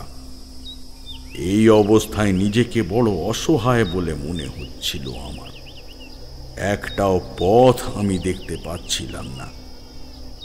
আমি যখন এই সব ভাবছিলাম, ঠিক তখনই একজন চাকর হাতে একটা খাবারের থালা নিয়ে প্রবেশ করলো। তারপর আমি ওকে হাতের ইশারায় ওই থালাটাকে ওই টেবিলটার উপর রাখতে বললাম। এবার আমি খেতে বসলাম। খেতে খেতে আমি ওই চাকরটাকে জিজ্ঞেস করলাম, তোমার নাম কি? আমার এই প্রশ্ন শুনে চাকরটা আমাকে বলল, এই যে ঠাকুরমশাই, এই অধমের নাম রামচন্দ্র। ঠাকুরমশাই, আমি জানি এই সমস্ত অপশক্তিদের জন্ম কে দিয়েছে। সে এখন আমাদের গাঁয়ে বর্তমানে আছে, কিন্তু ওকে সবাই দেখতে পায়নি। খুব কমজনই ওকে দেখেছে, আর যারাও বা ওকে দেখেছে তাদের জীবনেই ভয়াবহ দুর্যোগ নেমে এসেছিল। বরদাচরণ ভৈরব তান্ত্রিক এই সমস্ত সর্বনাশের মূলে রয়েছে। আমাদের এই হরিনারায়ণপুর গ্রামের শ্মশানে ওর আস্তানা, কিন্তু ও কখনো শ্মশান থেকে বেরোয়নি। ওই শ্মশানের অন্ধকারময় স্থানে বসে ও নিজের সাধনা করে চলে, আর ও এতটাই ভয়ঙ্কর যে চোখের নিমেষে যে কোনো মানুষকে ভস্ম করে দিতে পারে। তাই ওর ভয়ে কেউ ওই শ্মশানের দিকে আর যায় না ঠাকুরমশাই। বরদাচরণ এই গাঁকে একেবারে শ্মশানে পরিণত করতে চায়, আর তাই এভাবে আমাদের সর্বনাশ করে চলেছে ঠাকুরমশাই। এখন আপনি ভরসা আমাদের, এখন আপনি আমাদের ভরসা। আপনি একমাত্র পারবেন ওই বরদাচরণদের প্রতিহত করতে। আপনি আমাদের রক্ষা করুন ঠাকুরমশাই, আপনি আমাদের রক্ষা করুন। রামচন্দ্রের এই কথা শুনে আমি ওকে বললাম, তুমি চিন্তা করো না রামচন্দ্র, আমি থাকতে বরদাচরণ কোনো ক্ষতি করতে পারবে না তোমাদের। আর ভয় পেও না, এবার থেকে সব ভালো হবে। আমার কথা শুনে রামচন্দ্রের মুখটা উজ্জ্বল হয়ে উঠল, আর তারপরে আমার খাওয়া শেষ হলে ও ওই বাসনগুলো নিয়ে চলে গেল। ও চলে যাবার পর আমি এই সমস্যার নিবৃত্তির উপায় অনুসন্ধান করতে লাগলাম। আর তখনই আমার মনে পড়ে গেল আমার গ্রামের সেই সাধু বাবার কথা, যিনি এর আগেও আমাকে বহুবার বিভিন্ন জটিল সমস্যার সমাধানের উপায় বলে দিয়েছিলেন। আর তাই আজ এই রকম ঘোর সংকটময় পরিস্থিতিতে আমাকে ওনার শরণাপন্ন হতে হলো। আমি পালঙ্কের উপরে গিয়ে বসলাম, আর তারপর চোখ বন্ধ করে এক মনে সাধু বাবাকে স্মরণ করতে লাগলাম। বেশি সময় লাগলো না, খুব তাড়াতাড়ি আমি সাড়া পেলাম। সাধু বাবা তার সূক্ষ্ম শরীরে আমার কাছে এলেন, আর তারপর আমাকে বললেন, আমি জানি তারানাথ, আজ আবারও তোর সামনে এক জটিল সমস্যার সৃষ্টি হয়েছে। বরদাচরণ ভৈরবের আবির্ভাব ঘটেছে তোর জীবনে। আমি জানতাম তারানাথ, আজ না হোক কাল তোর মোকাবিলা বরদাচরণের সাথে হবে। কারণ এই বরদাচরণ ভৈরব হলো তোর সমস্ত শত্রু, যাদের সাথে তুই এই যাবৎ মোকাবিলা করে এসেছিস, তাদের প্রধান পরামর্শদাতা। আর এই বরদাচরণের নির্দেশেই ওই সমস্ত ভণ্ডতান্ত্রিকরা মানুষদের ক্ষতি করে চলত। কিন্তু তুই ওই সমস্ত ভণ্ড নিম্ন শ্রেণীর তান্ত্রিকদের নিজের ক্ষমতা বলে উচিত শিক্ষা দিয়ে চিরদিনের মতো রসাতলে আগুনে নিমজ্জিত করেছিলিস। কিন্তু এই বরদাচরণ ওই সমস্ত স্থানে গিয়ে তোর ওই শত্রুদের ব্যবহৃত কিছু সরঞ্জাম নিয়ে এসে নিজের পৈশাচিক ক্ষমতা বলে পুনরায় রসাতল থেকে ওই সমস্ত অপশক্তিদের পৃথিবীর বুকে ফিরিয়ে এনেছে। আর এখন ওরাই তোকে মারার জন্য তাণ্ডব চালিয়ে যাচ্ছে। এত অবধি বলে একটু থামলেন সাধু বাবা। আমি এবার হাত জোড় করে সাধু বাবাকে বললাম, তাহলে গুরুদেব, বরদাচরণের শয়তানি প্রবৃত্তির দমনের কি কোনো উপায় নেই? আমার এই প্রশ্ন শুনে সাধু বাবা আমাকে বললেন, সৃষ্টি যখন হয়েছে তখন ধ্বংস সুনিশ্চিত, এটাই বিধির বিধান। এই বিধান কেউ লঙ্ঘন করতে পারবে না। বরদাচরণের বিনাশ দেবী পক্ষের প্রাককালেই ঘটবে, আর এবার দেবী মহালক্ষ্মীর অসুর বিনাশিনী আদ্যাশক্তি রূপ তোর সহায় হবেন। এই দেবী পুরাকালে জম্বাসুর ও কোলহাসুরকে বধ করে জগৎকে রক্ষা করেছিলেন। দেবী মহালক্ষ্মী অষ্টাদশ ভুজার সিংহবাহিনী, তোকে এই দেবীকে জাগরিত করতে হবে। আর এটা তখনই হবে যখন তুই চারিদিক থেকে শত্রু দ্বারা ঘিরে যাবি। তখন তোর আর কিছুই করার থাকবে না। তখন তোকে দেবীকে আহ্বান করতে হবে। আগামীকাল ঘোর অমাবস্যা, সেই দিন মধ্যরাতে তোকে নিজেকে টোপ হিসেবে যেতে হবে বরদাচরণের কাছে। আর তোকে নাগালের মধ্যে পেলেই বরদাচরণ আর ওই অপশক্তির দল পাগলের মতো ছুটে আসবে তোর দিকে। আর একে একে সবাই তোর উপর আঘাত হানতে শুরু করবে। কিন্তু তোকে ভয় না পেয়ে চুপচাপ শ্মশানের মাটিতে পদ্মাসনে বসে এক মনেই মন্ত্রটা জপ করে যেতে হবে। নমো দৈব্যৈ মহাদৈব্যৈ শিবায় সততং নমঃ। নমো প্রকৃতৈ ভদ্রায় নিয়তা প্রণতা শ্রথম। রৌদ্রায় নমো নিত্যায় গৌজৈ ধাত্রৈ নমো নমঃ। জ্যোৎস্নায় চন্দুর্পিণ্যৈ সুখায় সততং নমঃ। কল্যাণৈ প্রণতা বৃদ্ধৈ সিদ্ধৈ কর্ম নমো নমঃ। নৈরিত্যৈ ভূবৃত্তাং লক্ষ্যৈ সর্বাণৈ তে নমো নমঃ। দুর্গায় দুর্গপরায় সরায় সর্বকারিণ্যৈ।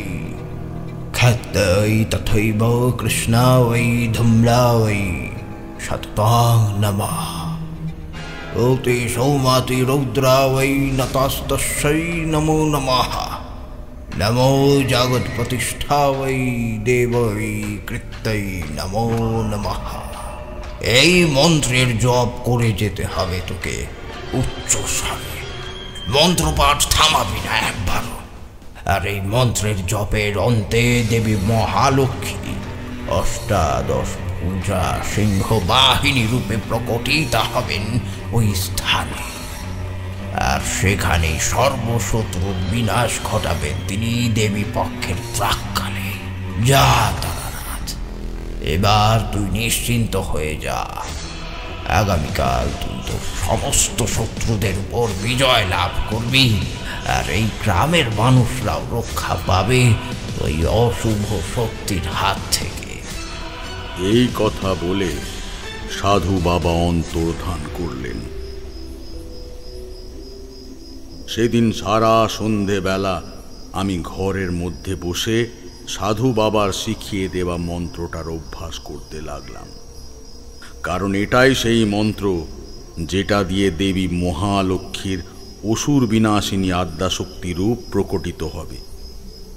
আমি যখন এক মনে চোখ বন্ধ করে এই মন্ত্রটার জপ করছিলাম, ঠিক তখনই আমার চোখের সামনে বারবার চারির মুখটা, আর সে হাসতে হাসতে আমাকে বলছে, চিন্তা করো না বাবা, সব ঠিক হয়ে যাবে। তুমি অবশ্যই সফল হবে তোমার এই কাজে। তুমি শুধু মহালক্ষ্মীর প্রতি বিশ্বাস রাখো, দেখবে উনি সব ঠিক করে দেবেন। ঠিক সময়ে তুমি মহালক্ষ্মীর দেখা পাবে, আর মহালক্ষ্মী তোমার সহায় হবেন। দেখো বাবা। এই বলে আমি দেখলাম চারি একটা পিতলের জ্বলন্ত প্রদীপ হাতে ধীরে ধীরে মিলিয়ে গেল। আরও যেখানে দাঁড়িয়েছিল ওইখানে একটা মঙ্গল চিহ্ন সৃষ্টি হয়েছে। এই সমস্ত কিছু দেখে আমার ধ্যান ভঙ্গ হয়ে গেল, আর আমি এরপরে পালঙ্কের থেকে নেমে ঘরের বাইরে বের হয়ে এলাম। আজ অমাবস্যা শুরু হয়ে যাওয়ায় চারদিকটা নিশ্ছিদ্র অন্ধকারে ঢেকে গেছে। এক হাত দূরের মানুষকে চেনা যায় না।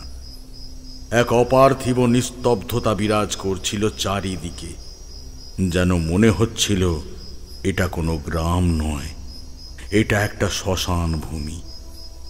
এই দৃশ্য দেখে মনটা ব্যাকুল হয়ে উঠল। কিন্তু এখন আমি জানি কিভাবে এই গ্রামের মানুষদের ওই শয়তান বরদাচরণের হাত থেকে রক্ষা করা যায়। কিন্তু সেটা করার জন্য আমাকে আগামীকাল মধ্যরাতের জন্য অপেক্ষা করতে হবে। এরপর সেদিন রাতে খাওয়া দাওয়ার পর আমি গিয়ে ঘুমিয়ে পড়লাম। সারাদিনের পথশ্রমের ক্লান্তিতে আমার দুই চোখের পাতা এক হয়ে এলো, আর আমি ঘুমিয়ে পড়লাম।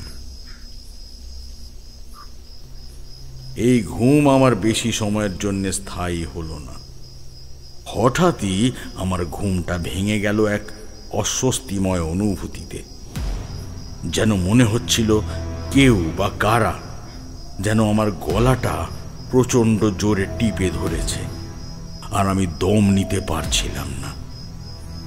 তাড়াতাড়ি চোখ মেলে তাকিয়ে দেখলাম ওই সমস্ত ছায়ামূর্তির দল সবাই একসাথে আমার গলা টিপে ধরেছে, আর এবার ওরা আমাকে বলছে, আর এটাই তোর শেষ রাত্রি তারানাথ। আগামীকাল মধ্যরাত্রে ঠিক এইভাবে আমরা সবাই তোকে শেষ করে এই গ্রামকে ধ্বংস করে দেব, আর তবে গিয়েই আমাদের শান্তি হবে। আর এটাই তোর শেষ রাত্রি তারানাথ, এটাই তোর শেষ রাত্রি। দু চোখ ভরে এই পৃথিবীকে দেখে নে, কারণ কালকের পর আর এই পৃথিবীর আলো তুই দেখতে পারবি না। তোর শেষ দিন এসে পড়েছে তারানাথ।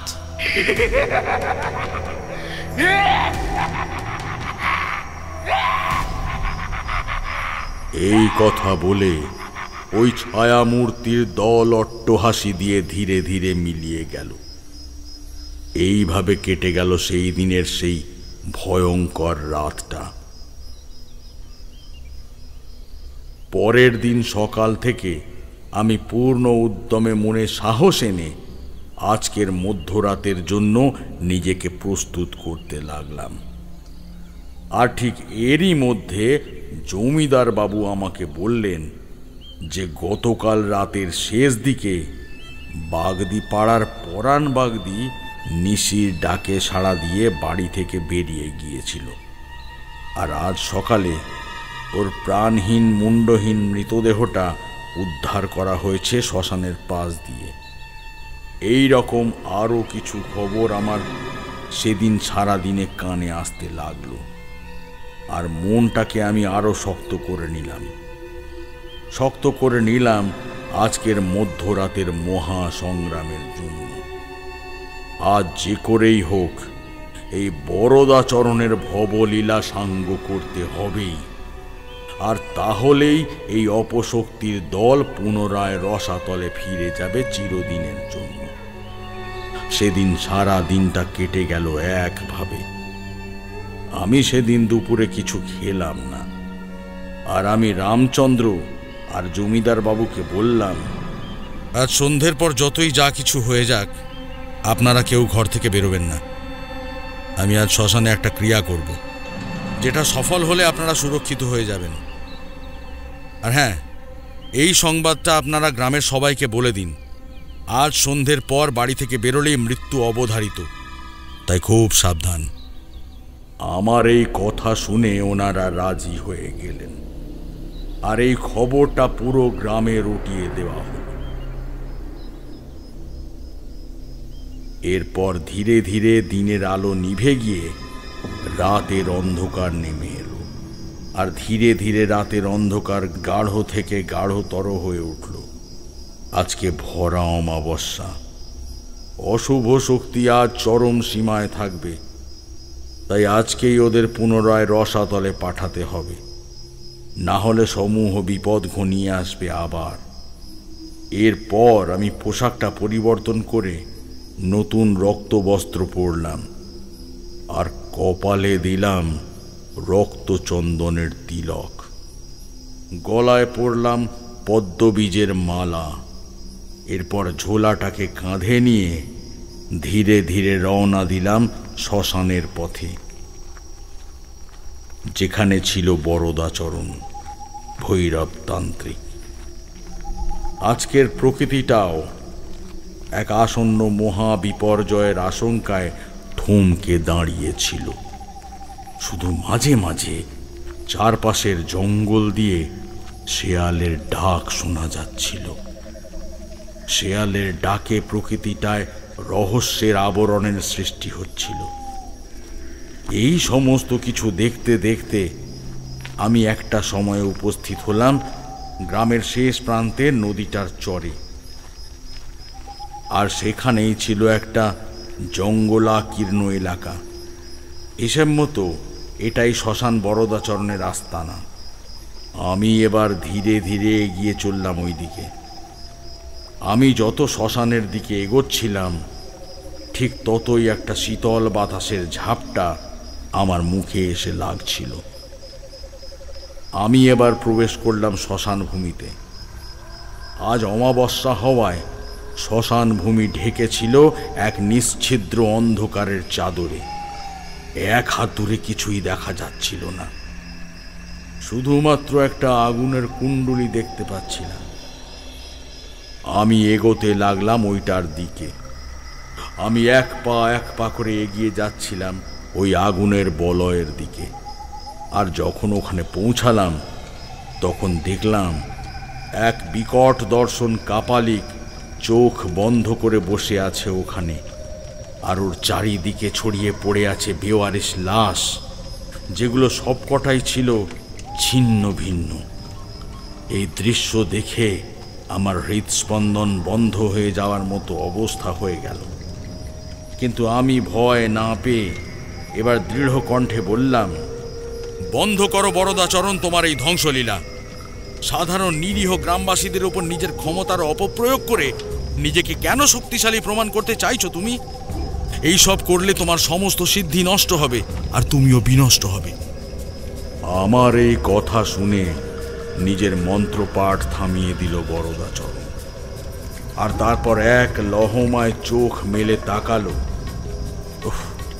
সে কি ভয়ঙ্কর দৃষ্টি তার, যেন নিমেষের মধ্যেই আমাকে ভস্ম করে দেবে।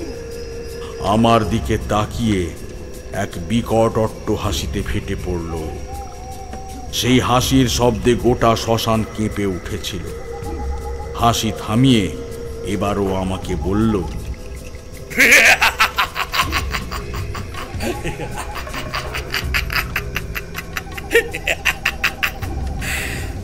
তোর জন্যই তো এত আয়োজন আমার।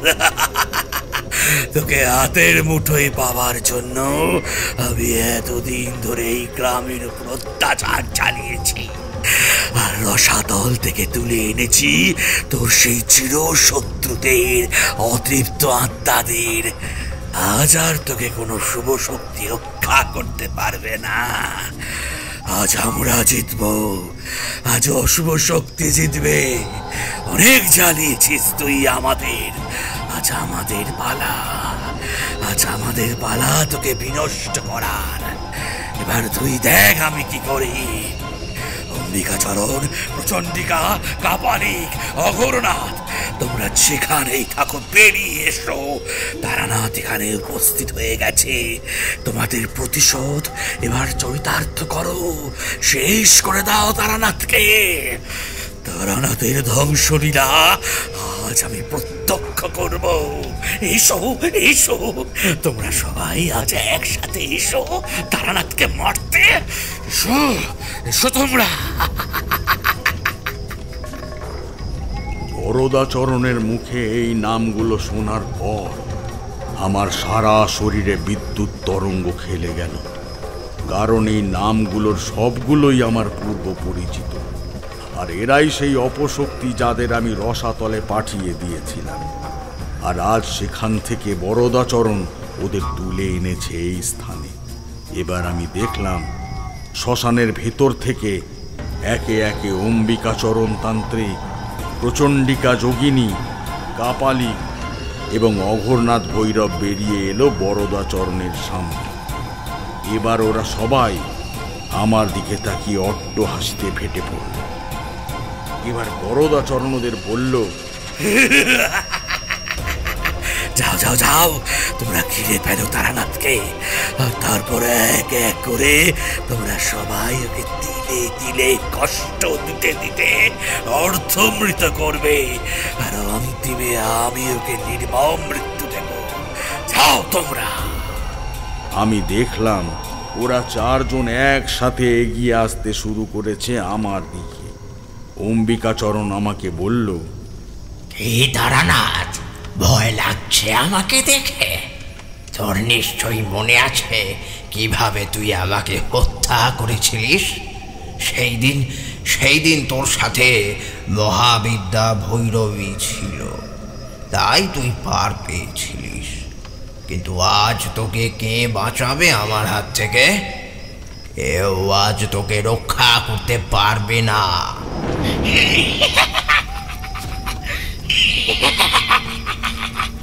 এই বলে অম্বিকাচরণ একটা মন্ত্রপুত অগ্নির বলয় করে দিল আমার চারপাশে। আর আমি আটকা পড়লাম ওই গণ্ডির ভেতরে।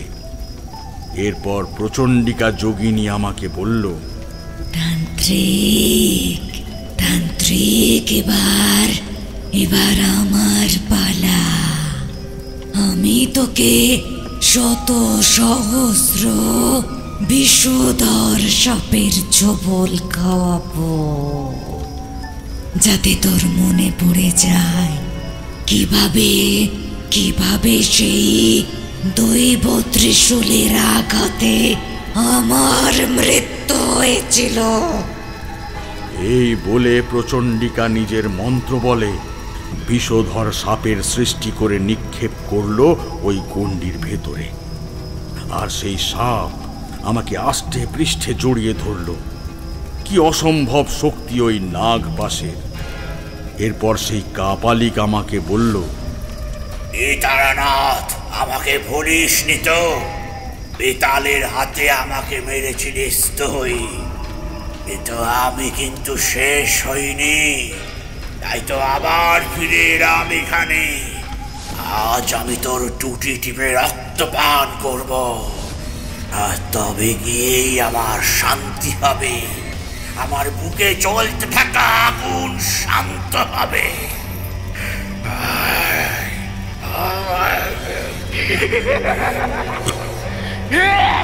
এই বলে কাপালিক নিজের হাত দুটো বাড়িয়ে আমার গলাটা টিপে ধরল। কি অসম্ভব শক্তি ওই কাপালিকের হাতে। আমার পুরনো পৃথিবী অন্ধকার হয়ে এলো। কিন্তু এবার আমার কানে এলো অঘোরনাথের হাসি। সে হাসি থামিয়ে বলল, তারানাথ, মনে আছে তো তুই কিভাবে ব্রহ্মরী দেবীর মাধ্যমে আমাকে আর আমার সৃষ্ট এই কীটদের দমন করেছিলিস? কিন্তু আজ আবারও এই কীটদের দংশন সহ্য করতে হবে। আর এই কীটের দংশনে আজ তোর মৃত্যু হবে। এই নে তারানাথ, খা এবার মরণ কামড়।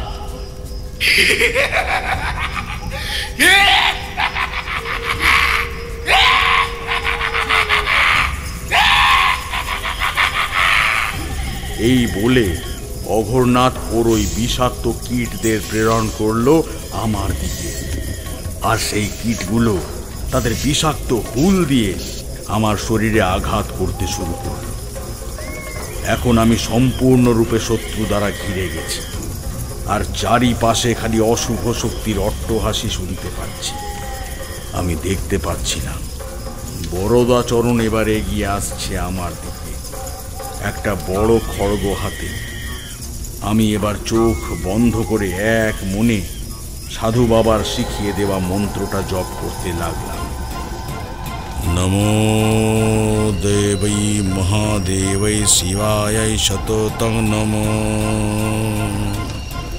নমো প্রকৃতেয় ভদ্রায় নিয়তা প্রণতা স্মতাম, রৌদ্রায় নমঃ নিত্যায় গৌর্জে ধাত্রৈ নমঃ, নমো জ্যোৎস্নায় চন্দে রূপিণৈ সুখায় শততং নমঃ, কল্যাণৈ প্রণতা বৃদ্ধৈ সিদ্ধৈ কুর্মঃ নমঃ নমো, নৈঋত্যৈ ভূভৃত্তাং লক্ষৌ সর্বাণ্যৈ তে নমঃ নমো, দুর্গায় দুর্গপারায় সারায় সর্বকারিণ্যৈ খাদ্যৈ তথৈব কৃষ্ণায় ধূম্রায় শততং নমঃ, অতি সৌমাতিরৌদ্রায় নতাস্তস্যৈ নমো নমঃ, নমো জগৎ প্রতিষ্ঠায় দৈব্যৈ কৃত্যৈ নমো নমঃ।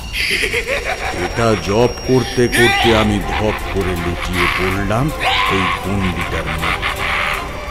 কিন্তু তীব্র যন্ত্রণার অবস্থাতেও মুখ দিয়ে বেরিয়ে আসছিল সেই মন্ত্রটা। আমি এবার শুনতে পেলাম সেই পৈশাচিক অট্টহাসিকে ছাপিয়ে এক অতি পরিচিত মেয়ের কণ্ঠস্বর, যে চিৎকার করে এই অশুভ শক্তির উদ্দেশ্যে বলছিল, আয় আয় দেখি তোদের কত ক্ষমতা, আমার বাবার গায়ে হাত দিবি তোরা? হ্যাঁ, আমার বাবার গায়ে?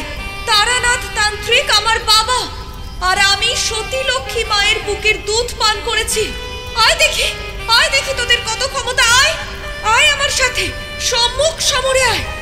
ঈশ্বরের নামে শপথ করে বলছি, তোদের সবকটাকে আমি একাই আজ রসাতলের অন্ধকারে আবার নিমজ্জিত করব। তোরা ভুলে গেছিস আমি যুগে যুগে কালে কালে রূপে অরূপে একাকী এই ব্রহ্মাণ্ডকে ধারণ করি, আর আমি আদি মধ্য আর অন্ত। এই সৃষ্টিতে এমন কোনো শক্তি নেই যার উৎস আমি নই, আর তাই আমার এই শক্তি দিয়ে তোরা যে পাষণ্ড আমার বাবাকে তথা এই গ্রামের সাধারণ মানুষের ক্ষতি করিস, এর শাস্তি তোরা পাবি। এরপর শুরু হলো মহা সংগ্রাম। ওই বালিকা নিজের হাতে তুলে নিল এক ত্রিশূল আর ঝাঁপিয়ে পড়ল বরদাচরণদের উপর। এরপর একে একে বরদাচরণদের শক্তি ধীরে ধীরে ফিকে হয়ে আসতে লাগলো ওই বালিকার কাছে। আমি দেখলাম ওই বালিকা কখন ত্রিশূল আবার কখনো খড়গ হাতে দমন করছে অশুভ শক্তিদের, আবার কখনো সরাগ হাতে দমন করছে অশুভ শক্তির মায়াকে। এইভাবে বেশ কিছু সময় ধরে চলল শুভ অশুভের দ্বন্দ্ব। এবার অন্তিমে আমি দেখলাম ওই বালিকা নিজের সমূর্তি ধারণ করল, আর গোটা শ্মশানে ছড়িয়ে পড়ল এক অপার্থিব সোনালী আলোর ছটা। সেই আলোক রশ্মি থেকে বেরিয়ে এলেন অষ্টদশ ভুজা সিংহ বাহিনী মহালক্ষ্মী দেবী। আর এবার দেবী মহালক্ষ্মী শূলাঘাতে দমন করলেন বরদাচরণ সহ বাকি অশুভ শক্তি। আর সঙ্গে সঙ্গে আমার সমস্ত যন্ত্রণা লাঘব হয়ে গেল। আমি এবার উঠে দাঁড়িয়ে দেবী মহালক্ষ্মীর অসুর বিনাশিনী আদ্যাশক্তি রূপে স্তব করলাম। জয়ন্তী মঙ্গলা কালী ভদ্রকালী কপালিনী দুর্গা শিবা ক্ষমা ধাত্রী স্বাহা স্বধা নমস্তে। মধু কৈটব বিধ্বংসী বিধাত্রী বরদে নমঃ। রূপং দেহি জয়ং দেহি যশো দেহি দিশো জোহি। অচিন্ত রূপ চরিতে সর্বশত্রু বিনাশিনী। রূপং দেহি জয়ং দেহি যশো দেহি দিশো জোহি। দেবী ভক্ত জনোদ্দাম দত্তানন্দ দহেয় মবিকে। রূপং দেহি জয়ং দেহি যশো দেহি দিশো জহি। এরপর আমি দেবীর পায়ে নত জানু হয়ে প্রণাম করে বললাম, মারে মারে, আমি তোকে চিনতে পারিনি মা। তুই এতদিন আমারই গৃহে কুমারী মেয়ে রূপে অধিষ্ঠান করছিলিস, আর আমি তোর স্বরূপ না জেনে তোর সাথে এক সাধারণ মেয়ের মতো আচরণ করেছি, আর তোকে দিয়ে নিজের সেবা করিয়েছি। এই মহা পাপের কোনো ক্ষমা হয় না। তুই আমায় শাস্তি দে মা, শাস্তি দে। তোর এই অধম সন্তানের প্রতি এত করুণা যে তুই সন্তানকে রক্ষার জন্য নিজে ছুটে এলি। তোর চরণে শত শত প্রণতি নিবেদন করি আমি। তোর জয় হোক মা, জয় হোক। তুই তোর এই করুণাময় মূর্তিতে চিরকাল এই ত্রিজগতের মানুষদের দুঃখ কষ্ট লাঘব করে চল মা, লাঘব করে চল।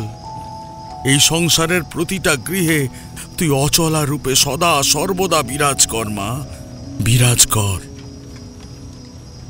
আমার এই কথা শুনে দেবী আমাকে বললেন, ধুর বোকা ছেলে, আমি যে তোর সাথে সেই বাৎসল্য রসে মিশতে চাই, আর তার জন্যই তো তোর মেয়ে হয়ে এসেছি।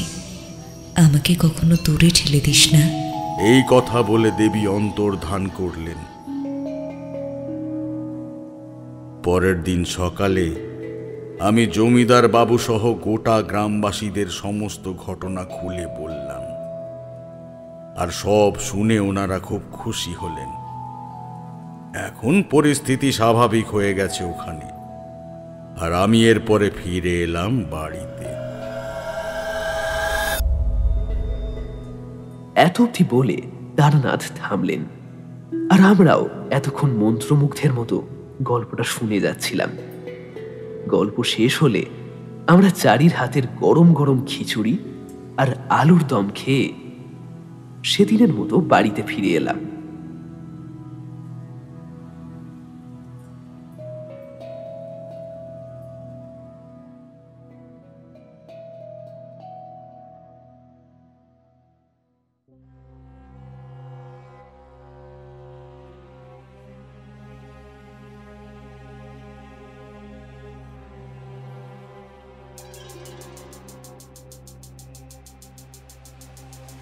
শেষ হলো স্কেরি টেলসের আজকের গল্প প্রেত চক্রে তারানাথ। রচনা শুভেন্দু চট্টোপাধ্যায়। তারানাথ তান্ত্রিকের চরিত্রে অমিত। গল্প পাঠে বিভূতি, অঘোরনাথ, চাকর এবং রমাকান্ত সেনের ভূমিকায় আমি শ্রীরূপ। কিশোরী, সাধু বাবা এবং অম্বিকাচরণের ভূমিকায় অভিক। বরদাচরণ, গারোয়ান এবং কাপালিকের ভূমিকায় সৌরভ সাহা। চারি, যোগিনী এবং মা লক্ষ্মীর ভূমিকায় সঞ্চয়িতা। গল্পের সাউন্ড ডিজাইন 62 FPS স্টুডিও। গল্পের পোস্টার ডিজাইন এবং সমগ্র পরিকল্পনা ও পরিচালনায় আমি শ্রীরূপ। তোমরা চাইলে তোমাদের লেখা গল্প আমাদের স্কেরি টেলসের জন্য পাঠাতে পারো, তবে একটা বিষয়ে একটু খেয়াল রেখো বন্ধু, গল্পের ন্যূনতম শব্দসীমা যেন অবশ্যই 5000 হয়, এবং গল্পের সঙ্গে গল্পের একটি সার সংক্ষেপ তোমরা 250 শব্দের মধ্যে লিখে আমাদের অফিসিয়াল মেল আইডিতে ডক ফাইলের সাথে পাঠিও। যে কোনো প্রয়োজনে তোমরা আমার সাথে সরাসরি আমার ফেসবুকেতে যোগাযোগ করতে পারো। এছাড়া তোমরা চাইলে আমাদের স্কেরি টেলসের ফেসবুক গ্রুপেও জয়েন হতে পারো। নিচে ডেসক্রিপশন বক্সে লিংক দিয়ে রাখলাম। আজ আমরা আমাদের পাশে পেয়েছি রোমাঞ্চ বাংলা থেকে সৌরভ সাহা এবং থ্রিল চার্জার থেকে অভিককে। ওদের অসংখ্য ধন্যবাদ আমাদের এই বিশেষ উদ্যোগে আমাদের পাশে থাকার জন্য। ওদের চ্যানেলগুলোর লিংক নিচে ডেসক্রিপশন বক্সে দিয়ে রাখলাম। অবশ্যই কিন্তু তোমরা ওদের চ্যানেলগুলো থেকেও ঘুরে এসো। তাহলে কেমন লাগলো আমাদের আজকের গল্প অবশ্যই কিন্তু সবাই কমেন্ট করে জানাও। আমি কিন্তু তোমাদের প্রত্যেকের কমেন্ট পড়ি এবং তার সাথে রিপ্লাইও দিই। আমাদের আজকের গল্পটা তোমাদের ভালো লেগে থাকলে অবশ্যই গল্পটাকে লাইক করো, সকলের সাথে গল্পটা শেয়ার করো এবং এখনো যদি বন্ধু তুমি স্কেরি টেলসকে সাবস্ক্রাইব না করে থাকো তাহলে চটপট নিচে সাবস্ক্রাইব বাটনে ক্লিক করে স্কেরি টেলসকে সাবস্ক্রাইব করে নাও এবং সেই সঙ্গে নোটিফিকেশনের বেল বাটনটা প্রেস করে নোটিফিকেশন অন করে নাও, যাতে নতুন গল্প আসার সঙ্গে সঙ্গে সবার আগে তুমি জানতে পারো। তাহলে আজকের মতো এইটুকুই। খুব তাড়াতাড়ি আবারও তোমাদের জন্য নতুন গল্প নিয়ে ফিরছি।